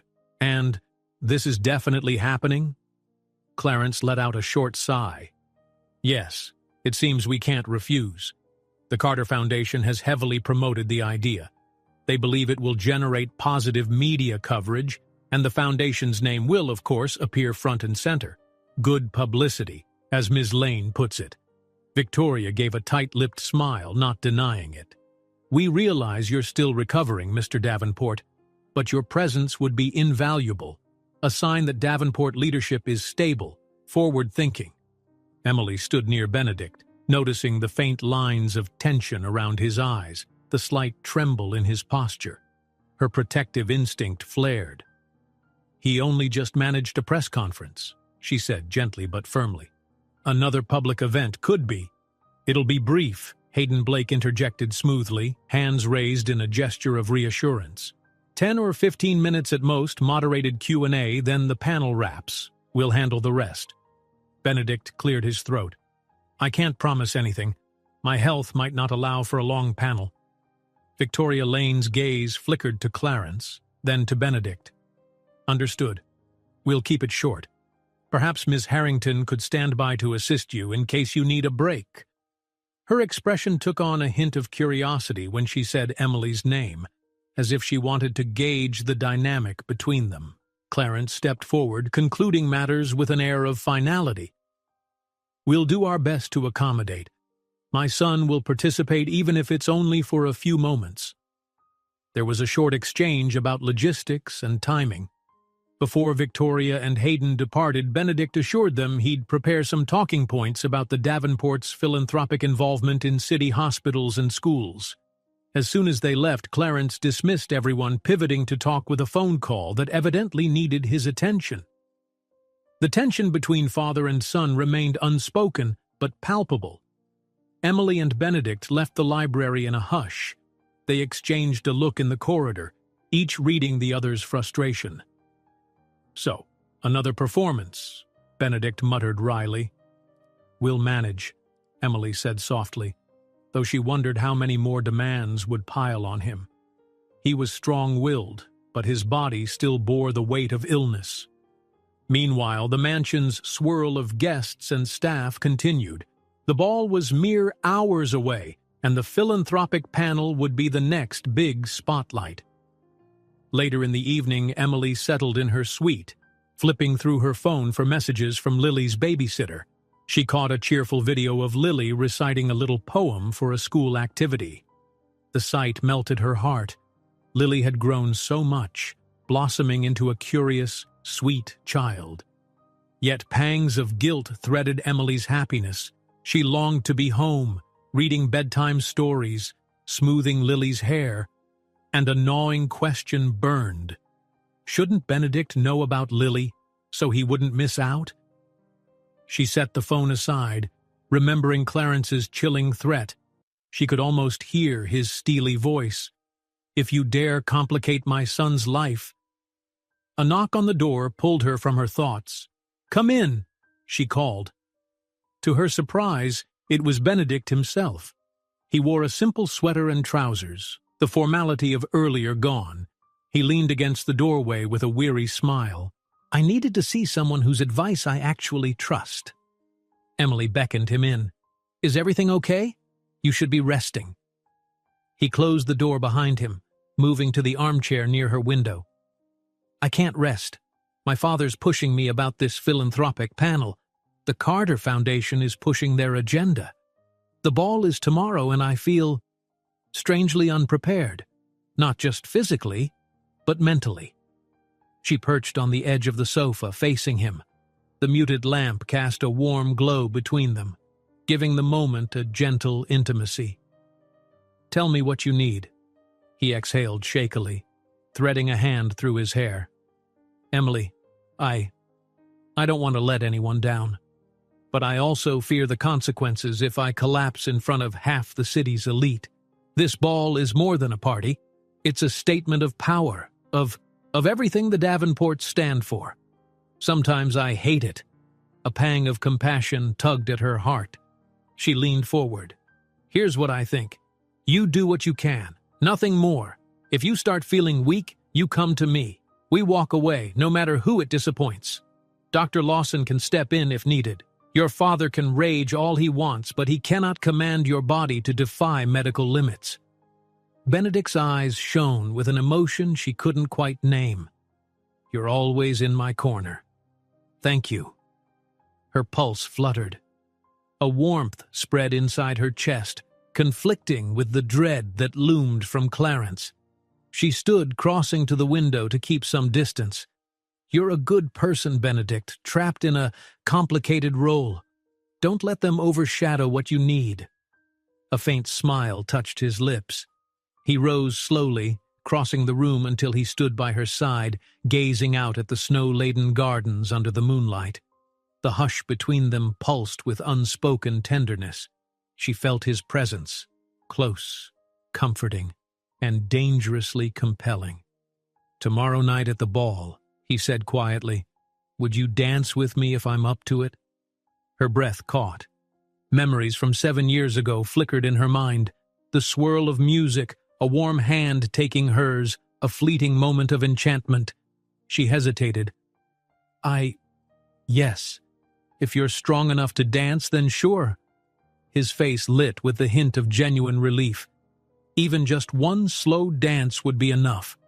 Something in the depths of Emily's heart stirred, a longing that terrified her because it brushed dangerously close to the lines Clarence had drawn. "You must remain professional," she reminded herself. "Do not entangle." Yet, gazing at Benedict's gentle expression, she found it hard to say no. They stood there in silence, bathed in soft lamplight, winter moonlight glinting on the snow outside. Tomorrow would bring the grand event, with all its pomp and potential pitfalls. As Benedict turned to go, he placed a light hand on her arm, a silent gesture of gratitude or maybe an unvoiced hope. After he left, Emily sank onto the windowsill, listening to the fading echo of his steps. Her chest felt tight with both anticipation and dread, because tomorrow night, hidden truths could no longer be contained by idle talk in quiet corridors. Tomorrow, under the glitter of chandeliers, surrounded by the city's elite, fate would spin them into the heart of the winter charity ball, and perhaps into the confrontation she'd worked so hard to avoid. Snow fell steadily throughout the morning of the winter charity ball, a gentle curtain of white that draped the Davenport mansion in an ethereal glow. Inside, however, the mood was anything but tranquil. Dozens of caterers, florists, and staff bustled through the corridors with trays, decorations, and steaming dishes. The air hummed with brisk instructions, anxious whispers, and the occasional clatter of silverware. Through the frenetic activity, a faint undertone of classical music drifted from the grand ballroom where musicians performed their final sound checks. Emily Harrington stood in her modest guest suite, feeling her own pulse accelerate. She'd spent the early hours ensuring Benedict's vitals were stable, and that his schedule for the day allowed ample rest before the evening's festivities. Yet now she had to prepare herself, a notion that felt foreign and unsettling. In a place so steeped in wealth and prestige, she felt an undeniable sense of imposture. On the bed lay a floor-length gown in midnight blue, the fabric shimmering faintly with each movement of light. Days earlier, Benedict had arranged for a tailor to visit, insisting Emily accept his gift, proper attire to blend in at the ball. She'd tried to protest, but he was adamant. "I want you to feel comfortable," he'd said, pressing a small, genuine smile. Comfort might be the last thing she felt wearing something so elegant, but she couldn't deny her gratitude. Dressing for the event as a guest, rather than a staff member, felt surreal. Taking a steadying breath, she stepped into the gown. The silky material flowed around her in a graceful cascade, hugging her torso before flaring softly at her hips. It was tasteful, yet undeniably striking, far removed from her usual scrubs or simple blouses. Standing before the mirror, she hardly recognized the reflection. Hair pinned up with a few loose curls framing her face, a touch of makeup accentuating eyes that shone both with anticipation and dread. Her phone buzzed on the nightstand. She picked it up, expecting maybe a message from Dr. Lawson about Benedict, or from Lily's babysitter sending a cheerful photo. Instead, it was an unknown number. "Keep your distance. Remember what's at stake. CD." The air rushed out of her lungs. Clarence Davenport. A sharp tension hit the pit of her stomach. She felt the implicit threat. "You exist here at my behest. Don't cross me." With clammy fingers, she set the phone aside. Her mind flickered to Lily, safe at home for now, yet always overshadowed by the possibility that one slip could change their lives forever. Steeling herself, Emily left her suite and navigated the labyrinth of hallways toward Benedict's medical suite. Staff paused to glance at her as she passed. Some offered small, admiring smiles, others wore curious expressions. She kept her head high, reminding herself she was here in a dual role, nurse and quiet confidant, a presence Benedict needed tonight. She found him sitting on the edge of the hospital bed, half-dressed in formal attire. He wore tailored black trousers, with his white dress shirt unbuttoned at the collar, the matching jacket draped over a nearby chair. The transformation from convalescent patient to sophisticated heir was almost complete. Yet Emily noticed the pale cast to his cheeks and the sheen of perspiration on his forehead. "Wow," he murmured, taking her in from head to toe. "You look—" He paused, as though words failed him. She felt a flutter of warmth under his appreciative gaze. "Thank you," she said softly. "But never mind me. How are you holding up? You seem a little light-headed," he admitted, carefully swallowing. "I'm trying to pace myself. The tux got me overheated, or maybe it's the nerves." He lifted his hands, showing the slightest tremor. "This is the biggest social event since my illness." Emily approached, setting down a small medical kit on the side table. "Let me check your pulse," she said, businesslike to calm her own swirling emotions. Her fingers gently pressed to his wrist. It was elevated, but not alarmingly so. She glanced at him with concern. "Your heart rate's high, but it could be anxiety. You should rest a bit before heading downstairs." Benedict let out a rueful chuckle. "My father wants me to greet certain VIPs the moment they arrive. Carter Foundation executives are coming early." His eyes flicked to a clock on the wall, anxious. "I can't afford to hide in my room too long." Emily's heart twinged with protective instinct. She recalled her vow. If he grew weak, they'd walk away. Yet Clarence's demands loomed. "Take short breaks whenever possible," she urged. "I'll keep water and your medication on hand." He offered a slight nod, then gazed at her. "Emily, I can't begin to express how grateful I am for everything." Lowering his voice, he added, "Including your willingness to join me tonight as my friend, not just my nurse." She gave him a gentle smile. "I'll be there, whatever you need." The warmth in his eyes made her insides twist with a mix of longing and fear. Memories of that fleeting night years ago hovered like ghosts, unacknowledged but unrelenting. He still didn't recall, but she did, and the secret burned in her chest. They finished dressing him in his formal jacket and bow tie. Satisfied that Benedict wasn't on the verge of passing out, Emily escorted him toward the main staircase. The mansion's lower floors had been transformed into a veritable winter wonderland. Elegant white drapes hung from arches, crystal chandeliers glistened overhead, and columns entwined with frosted branches framed the expansive foyer. Classical music floated from an unseen quartet. Already the arrival of high-profile guests had begun, men in tuxedos, women in glittering gowns, all exchanging polite laughter and champagne toasts. A wave of déjà vu crashed over Emily. For an instant she was transported back to that distant winter ball from her youth, when she'd carried trays of hors d'oeuvres among these same sorts of people. Would Benedict eventually recall that night? She forced the question aside. Clarence's threat hovered close like a dark cloud. They descended the sweeping marble staircase. Cameras flashed from discreet corners where the press had been carefully corralled. Benedict maintained a poised smile, though she felt him grip the banister for extra support. Emily stayed at his side, ready to intervene if needed. As soon as they reached the landing, Clarence descended upon them, along with two Carter Foundation representatives, Victoria Lane and Hayden Blake. Both wore gracious smiles, though Emily spotted a calculating gleam in Victoria's eyes. "Mr. Davenport," Victoria purred, taking Benedict's hand in a polished greeting. "Wonderful to see you up and about. You look splendid." "So do you," Benedict replied, returning a smile tinged with polite exhaustion. This is Emily Harrington, my nurse and friend." Victoria cast Emily a quick once-over, her diplomatic grin unwavering. "A pleasure, Miss Harrington. The Carter Foundation appreciates all the care you've given Mr. Davenport." Emily dipped her head. "He's done the hard work. I'm just here to keep him on track." Clarence cleared his throat, no doubt anxious to maintain the spotlight on the family. "Ms. Lane, Mr. Blake, why don't we move to the parlor so you can meet a few of the donors arriving early?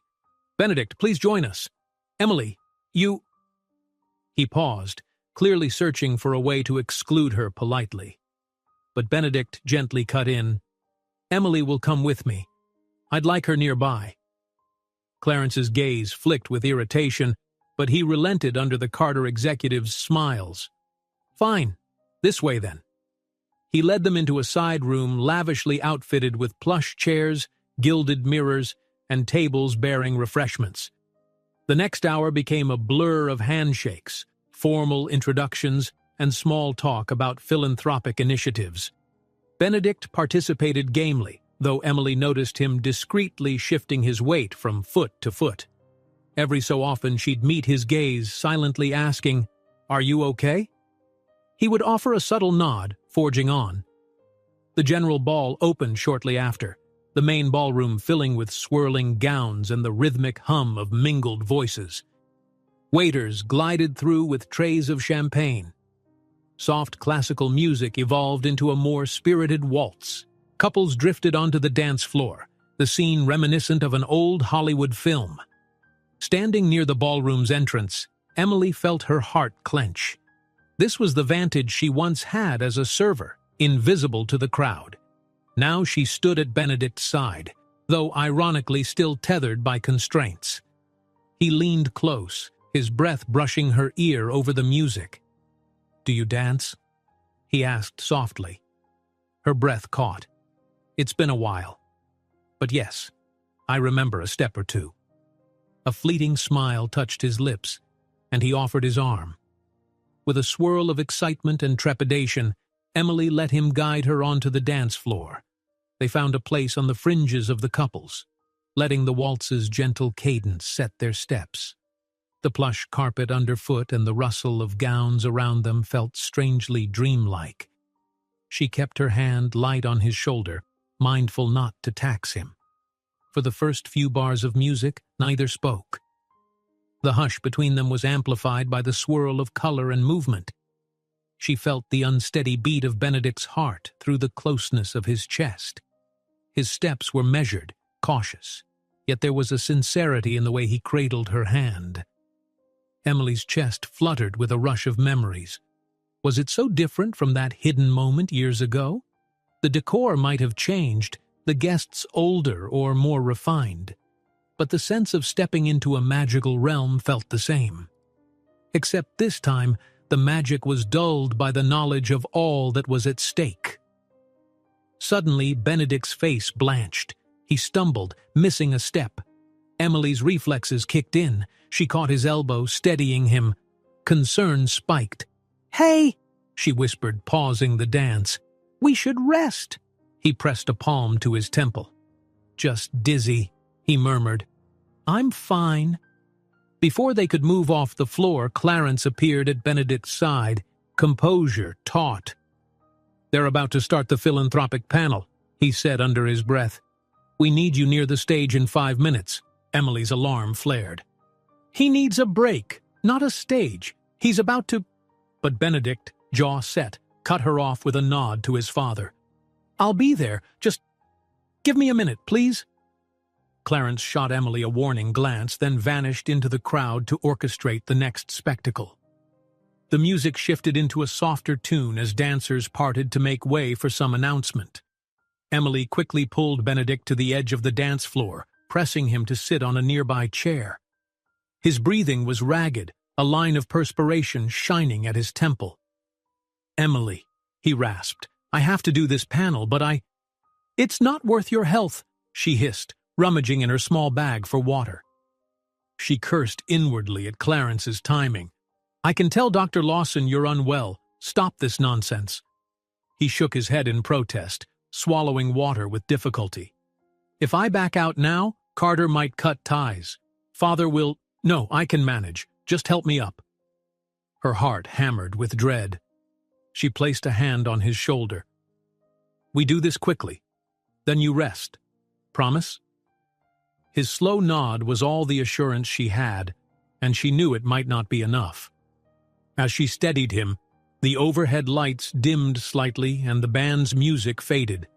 A polished announcer stepped to the microphone at the front, welcoming everyone to the philanthropic panel.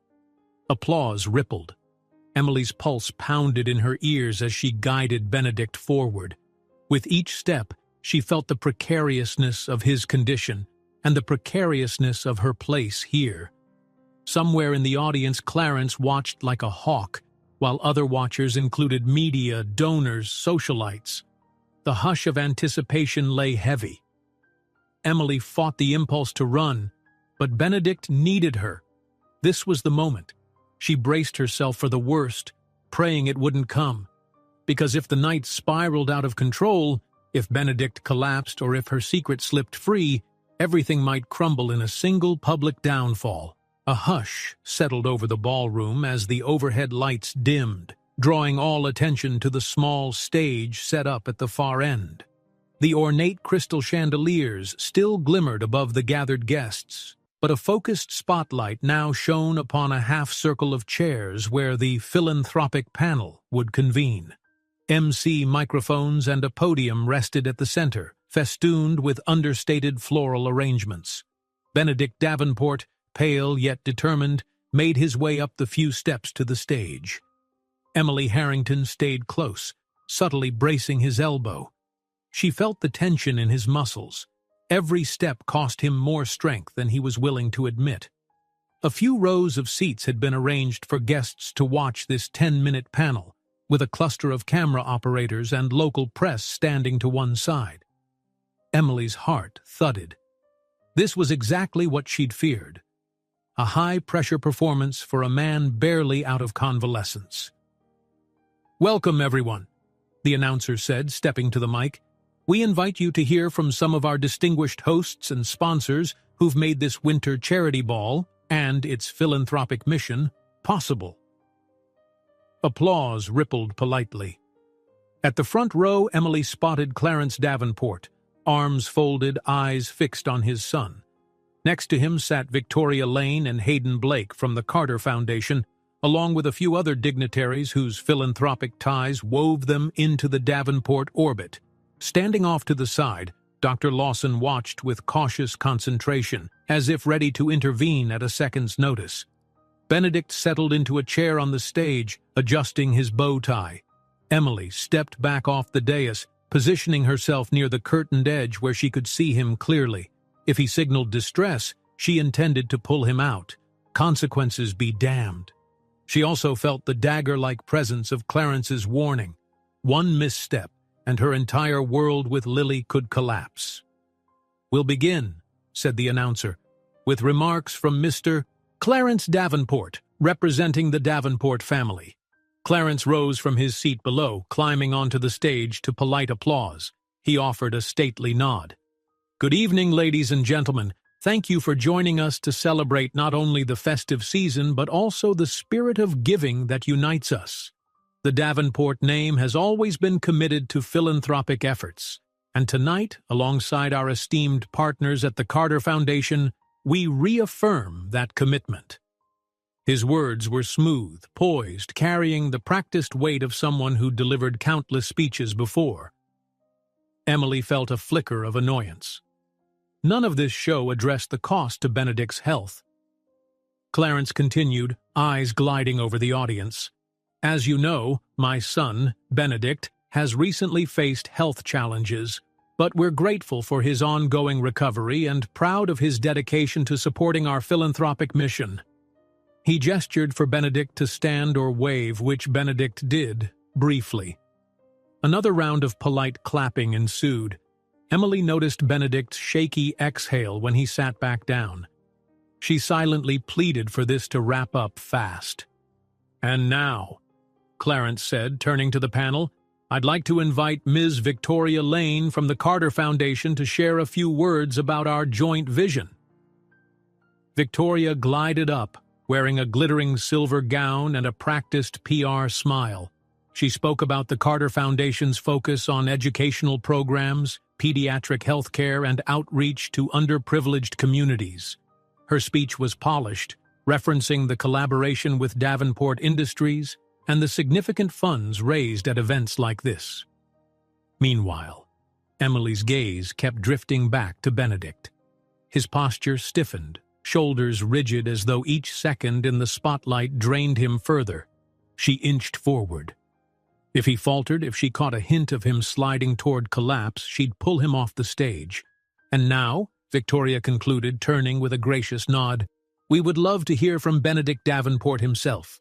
Benedict, I know our audience is eager to learn how you view our shared mission. Applause rose again. Emily felt her stomach twist. Don't push yourself, she pleaded silently. Benedict stood, stepping behind the podium. The hush in the room felt thick enough to slice with a knife. Even the orchestra had stilled, instruments at rest. His gaze flickered across the sea of faces, from dignitaries to socialites to a smattering of press. Then he inhaled. Good evening, he began, voice husky but steady enough. I'd like to start by thanking the Carter Foundation for their unwavering commitment to causes that truly matter. Pediatric health, education, and lifting up communities that are often overlooked. To stand here with you all is an honor. A smattering of applause broke out. Emily noticed the faint tremor in his hand on the podium. He swallowed, forging on. Many of you know I've been through some health struggles. This event means a great deal to me because it underscores resilience, not just my own, but that of the individuals and families we support. The funds we raise tonight, he paused, voice rasping, will directly impact children's hospitals, community centers, and scholarship programs. I'm proud to be a part of it. Emily could sense his breath coming short. She inched closer to the edge of the stage, tensing like a sprinter ready to spring. Clarence's expression from the front row was stern, as if willing Benedict to keep speaking. Victoria Lane observed with polite interest, while a few cameras zoomed in. The moment felt precarious. Benedict's eyes slid shut for a second, a waver in his posture. He clutched the podium. A murmur rippled through the audience. Emily's heart soared into her throat. Now, this is it. She rushed forward, ignoring the stares, and ascended the stage, lightly resting a hand on Benedict's back. Enough, she whispered under the hush of the mic, trying to hide her lips behind his shoulder. You're done. Let's go. He blinked, half dazed, but nodded. The announcer quickly stepped forward, filling the microphone with a diplomatic laugh. Thank you, Mr. Davenport, for your inspiring words. Let's give him a hand. As applause swelled, Emily led Benedict off to the side, supporting him as he nearly stumbled. She heard Clarence's hiss from somewhere behind them, something about, "What are you doing?" But she blocked it out, single-minded in her focus on Benedict's safety. They slipped behind a heavy velvet curtain, the stage lights receding. Dr. Lawson appeared, stethoscope at the ready. He quickly checked Benedict's pulse and respiratory rate. Beneath the swirl of the ball's music, Emily caught the doctor's muttered worry. He's near collapse. Needs rest right away. A wave of relief that someone else recognized the danger washed over her. They hurried along a corridor behind the stage, pushing through a discreet door leading into a quieter side passage. Even away from the main crowd, echoes of waltzes and laughter filtered through. The mansion's labyrinth of rooms was alive with celebration, oblivious to Benedict's precarious condition. They reached an unoccupied sitting room, richly furnished with plush chairs and subdued lighting. Emily helped Benedict settle on a chaise lounge, gently loosening his bow tie. Dr. Lawson administered a quick check. Blood pressure, oxygen saturation. He's borderline, the doctor warned, brow furrowed. If it gets any worse, I'll call an ambulance. Benedict exhaled shakily, eyes half-lidded. I'm fine, he managed, though his voice shook. Just need a moment. His father's footsteps thundered from the corridor. Clarence swept in, seething. "What was that about?" he demanded, storming off in the middle of the panel, humiliating us. Emily's temper flared. She rounded on Clarence before Benedict could speak. "He was about to pass out, Mr. Davenport. With all due respect, I'm not letting him push himself to the brink of collapse just for appearances." Clarence's nostrils flared. He directed a glare that could freeze fire. "You may be his nurse," he said icily, "but you are not in charge of this family's reputation. We needed him to finish." "And now he needs to recover," Dr. Lawson interjected firmly. "His vital signs are precarious. If you want your son to remain upright at all, I suggest you stop making demands." Clarence's fury flickered under the surface, but he recognized the authority in Lawson's tone.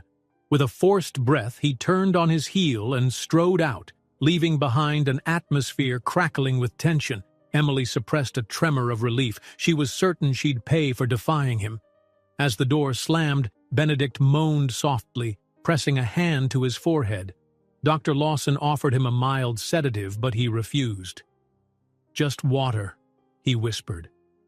Emily poured a glass and handed it to him, her hands gentle. He drank, wincing. Then, in the hush of the small room, he caught her gaze. "Thank you for pulling me out," he murmured. She forced a wavering smile. "No thanks needed. That's my job." She settled beside him, careful not to jostle the chaise. Her thoughts churned. This can't go on. The ball is still in full swing, but he can't rejoin it in this state. Nor should he. She resolved to keep him here, away from any further demands. Suddenly, a knock sounded at the door. They all tensed, expecting Clarence or another unwelcome interruption. But to their surprise, the handle turned to reveal Victoria Lane, stepping inside with a sympathetic half-smile. "I'm sorry to intrude," she said softly. "I just wanted to check on Mr. Davenport. The Foundation appreciates his efforts, but we don't want him jeopardizing his health." Emily exchanged a wary glance with Dr. Lawson, then nodded. "He's stable but needs rest." Victoria approached slowly, her silver gown swishing over the carpet. "Of course. Believe me, Carter doesn't want this partnership overshadowed by a crisis. We can handle the rest of the night's philanthropic announcements without him." She knelt, maintaining a respectful distance from Benedict. "Sir, you've done enough. Let us do the heavy lifting from here." Benedict's gaze flicked from Victoria to Emily, relief evident. "Thank you," he breathed. Nodding, Victoria rose. "Take care. We'll smooth everything over so the press sees no cause for alarm." Then, with a polite dip of her head to Dr. Lawson and Emily, she slipped out as quietly as she'd entered. A subdued silence remained, broken only by the faint echo of music from the ballroom. Dr. Lawson exhaled, rummaging for a medical kit. "Benedict, you need to lie down for at least an hour. Then, if you're better, Emily can help you upstairs. But I strongly advise you skip the rest of the festivities." Benedict weakly nodded, letting his head fall back against the lounge cushion. His face shone with perspiration despite the chill in the air. Emily gently dabbed his brow with a cloth. She could hear the swirl of laughter and dancing on the other side of the walls, an entire opulent world forging ahead even as Benedict teetered on the edge of collapse. "You'll be okay," she whispered, voice tight with an emotion she couldn't fully name. Fear, protectiveness, guilt. Her own secrets weighed heavily in her chest. She'd nearly lost him once tonight. But what if more crises lay ahead? Benedict's eyes opened a sliver, searching her face. "Emily, promise me, if I black out again or something, you'll do what's best, not what my father wants." Her throat constricted. She gently clasped his hand. "I promise," she said, and in her heart, she extended the promise further. "I'll do what's best, even if it means protecting you from truths that could destroy everything." Outside, the ball soared into its grand finale. Inside, Emily felt the precarious threads of her situation pull tighter. Clarence's wrath would be inevitable after tonight's display. The Carter Foundation might be placated for the moment, but this wasn't the end of the tensions swirling around Benedict's health. and her hidden link to his past. Tomorrow would dawn with new questions. Could they maintain this fragile balance? Or would the revelations locked within Emily's heart burst forth, unstoppable as the winter snow? Despite the ball's festivities continuing deep into the night, the atmosphere around Benedict's private suite was one of hushed concern. Latecomers in glittering gowns still drifted through the corridors, their laughter and chatter echoing off marble walls, while the distant orchestra serenaded the lingering crowd. But here, away from the bright chandeliers, all that mattered was Benedict's health. Emily Harrington sat by his bedside, watching as he dozed fitfully under Dr. Lawson's instructions. After bringing him to his suite for a few hours' rest, she'd refused to leave. His breathing was steadier now, the worst of his dizziness subsiding. She had undone his bow tie and eased him out of the suffocating jacket, letting him lie in the quiet with only a lamp's soft glow illuminating the stark worry lines on his face. She touched his forehead, warm but not feverish. The sedative had worn off enough that any moment he might wake. As Emily hovered, the gentle beep of a portable heart monitor sounded from the nightstand, a device Dr. Lawson set up to track Benedict's vitals overnight. A soft knock broke the silence. Emily rose, expecting Dr. Lawson again. Instead, when she cracked the door open, her heart lurched. Clarence Davenport stood there, his posture formidable, the final notes of waltz music trailing somewhere behind him. He had replaced his earlier tuxedo coat with a long, formal overcoat, but the tension in his features was more rigid than ever. "May I come in?" he asked, though his tone wasn't one of request. Emily swallowed. "He's sleeping. It's best if we let him rest." Clarence's mouth tightened. "He's my son, Ms. Harrington. Step aside." She hesitated, but conceded. Clarence swept inside, gaze falling on Benedict's resting form. For a moment, something like concern flickered in the older man's eyes. Then he exhaled sharply, turning to Emily. "He nearly ruined our entire philanthropic evening. Do you have any idea how many calls I've fielded explaining why he vanished from the panel?" Emily bristled. "He was on the verge of collapse, Mr. Davenport. I pulled him away to save him from a worse fate." Clarence's eyes, cold as steel, bored into hers. "You're crossing lines, Ms. Harrington. I warned you about interfering.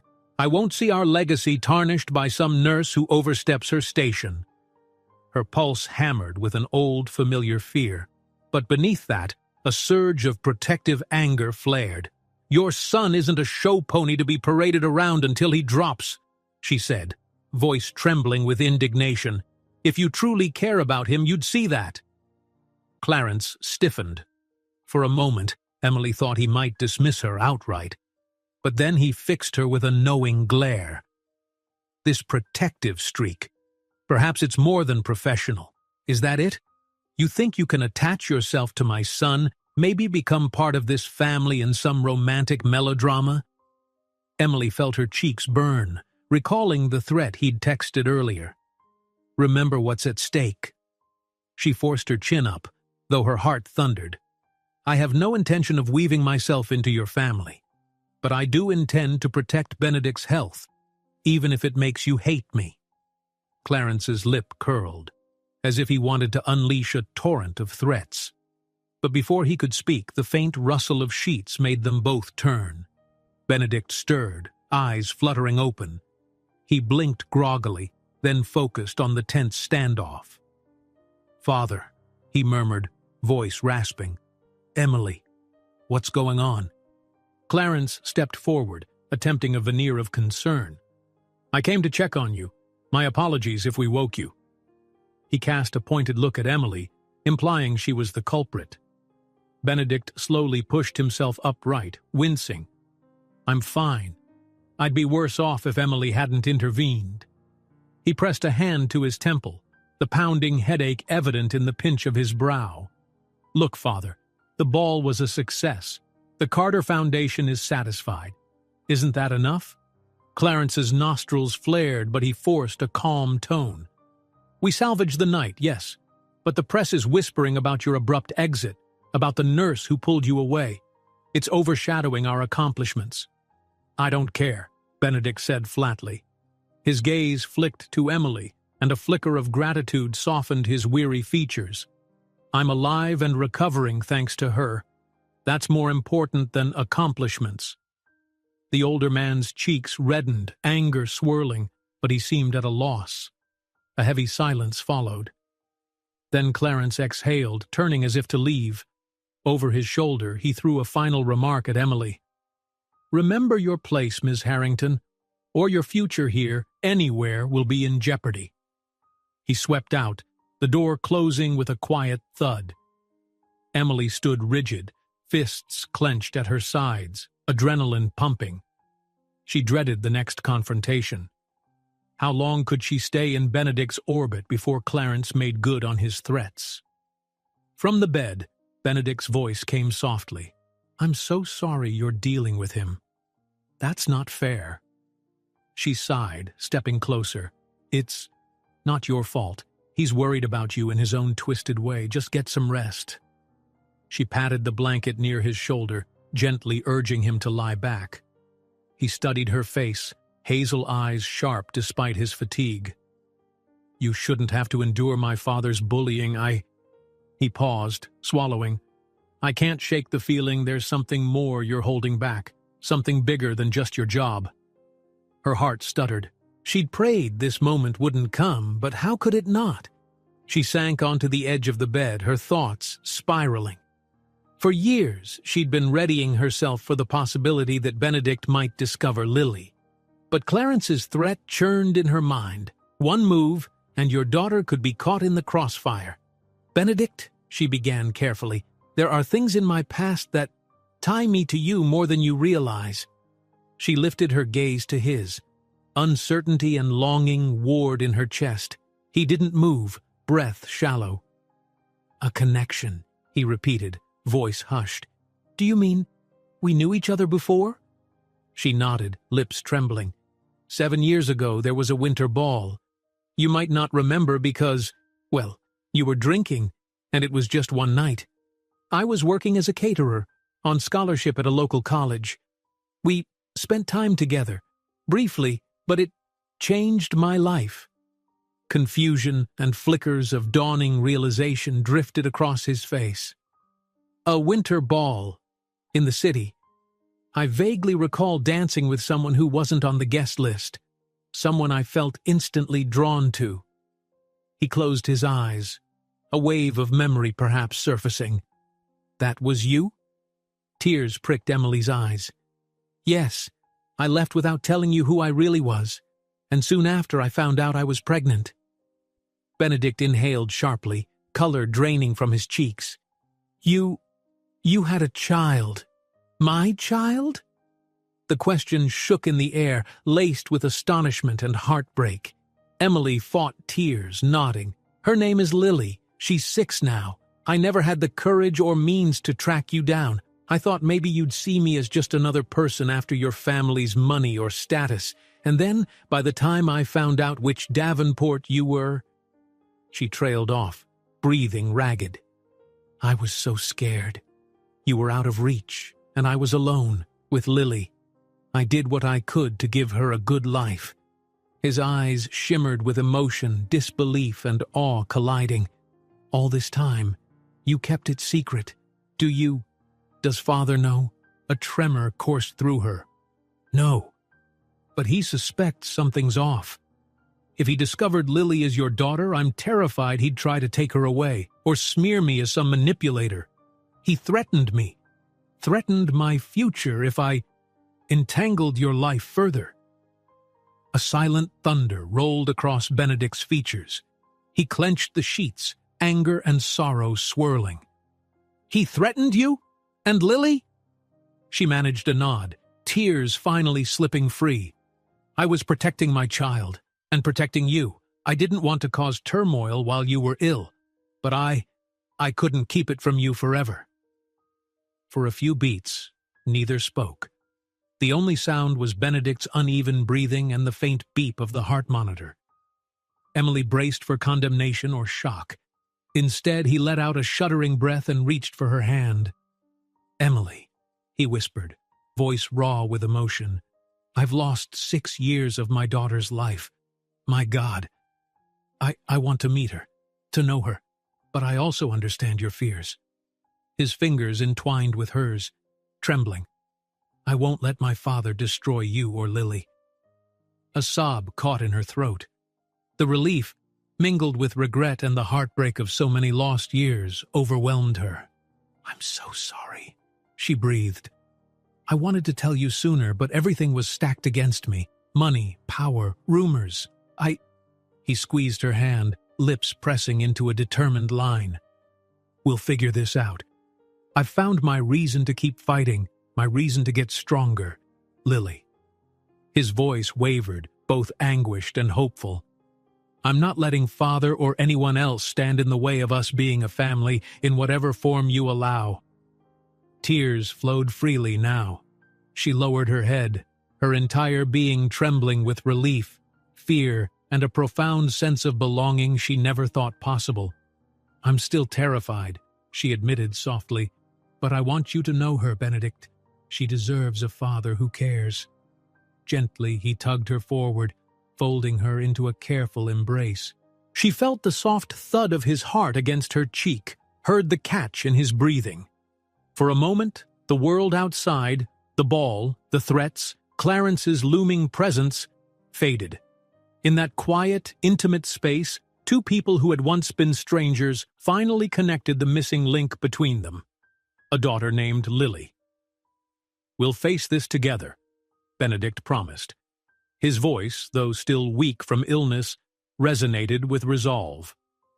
"I won't hide from Father's wrath, and I won't abandon you or Lily. If that means confronting him, so be it. If that means building a new life beyond these walls, then I'll do it. But I won't lose my child again." Emily's tears turned to shaky laughter, a hopeful sound. She whispered, "Thank you." With Benedict's arms around her, she clung to the fragile possibility that dawn might bring not only new conflicts, but also the beginning of a life she'd never dared to imagine. One where Lily had a father who cherished her, and Emily was no longer alone in carrying the weight of secrecy. Beyond the locked door, the winter charity ball wound down. Guests would drift away, leaving behind scattered petals and half-empty champagne flutes. But behind that closed door, in the quiet hush of early morning, a new promise had been made, one that transcended money, reputation, and even the power of Clarence Davenport. It was a promise forged in love, acceptance, and the profound realization that, after 7 years of silence, father and daughter would finally have a chance to know each other. If you enjoyed this story, don't miss the next one. Just click on the screen.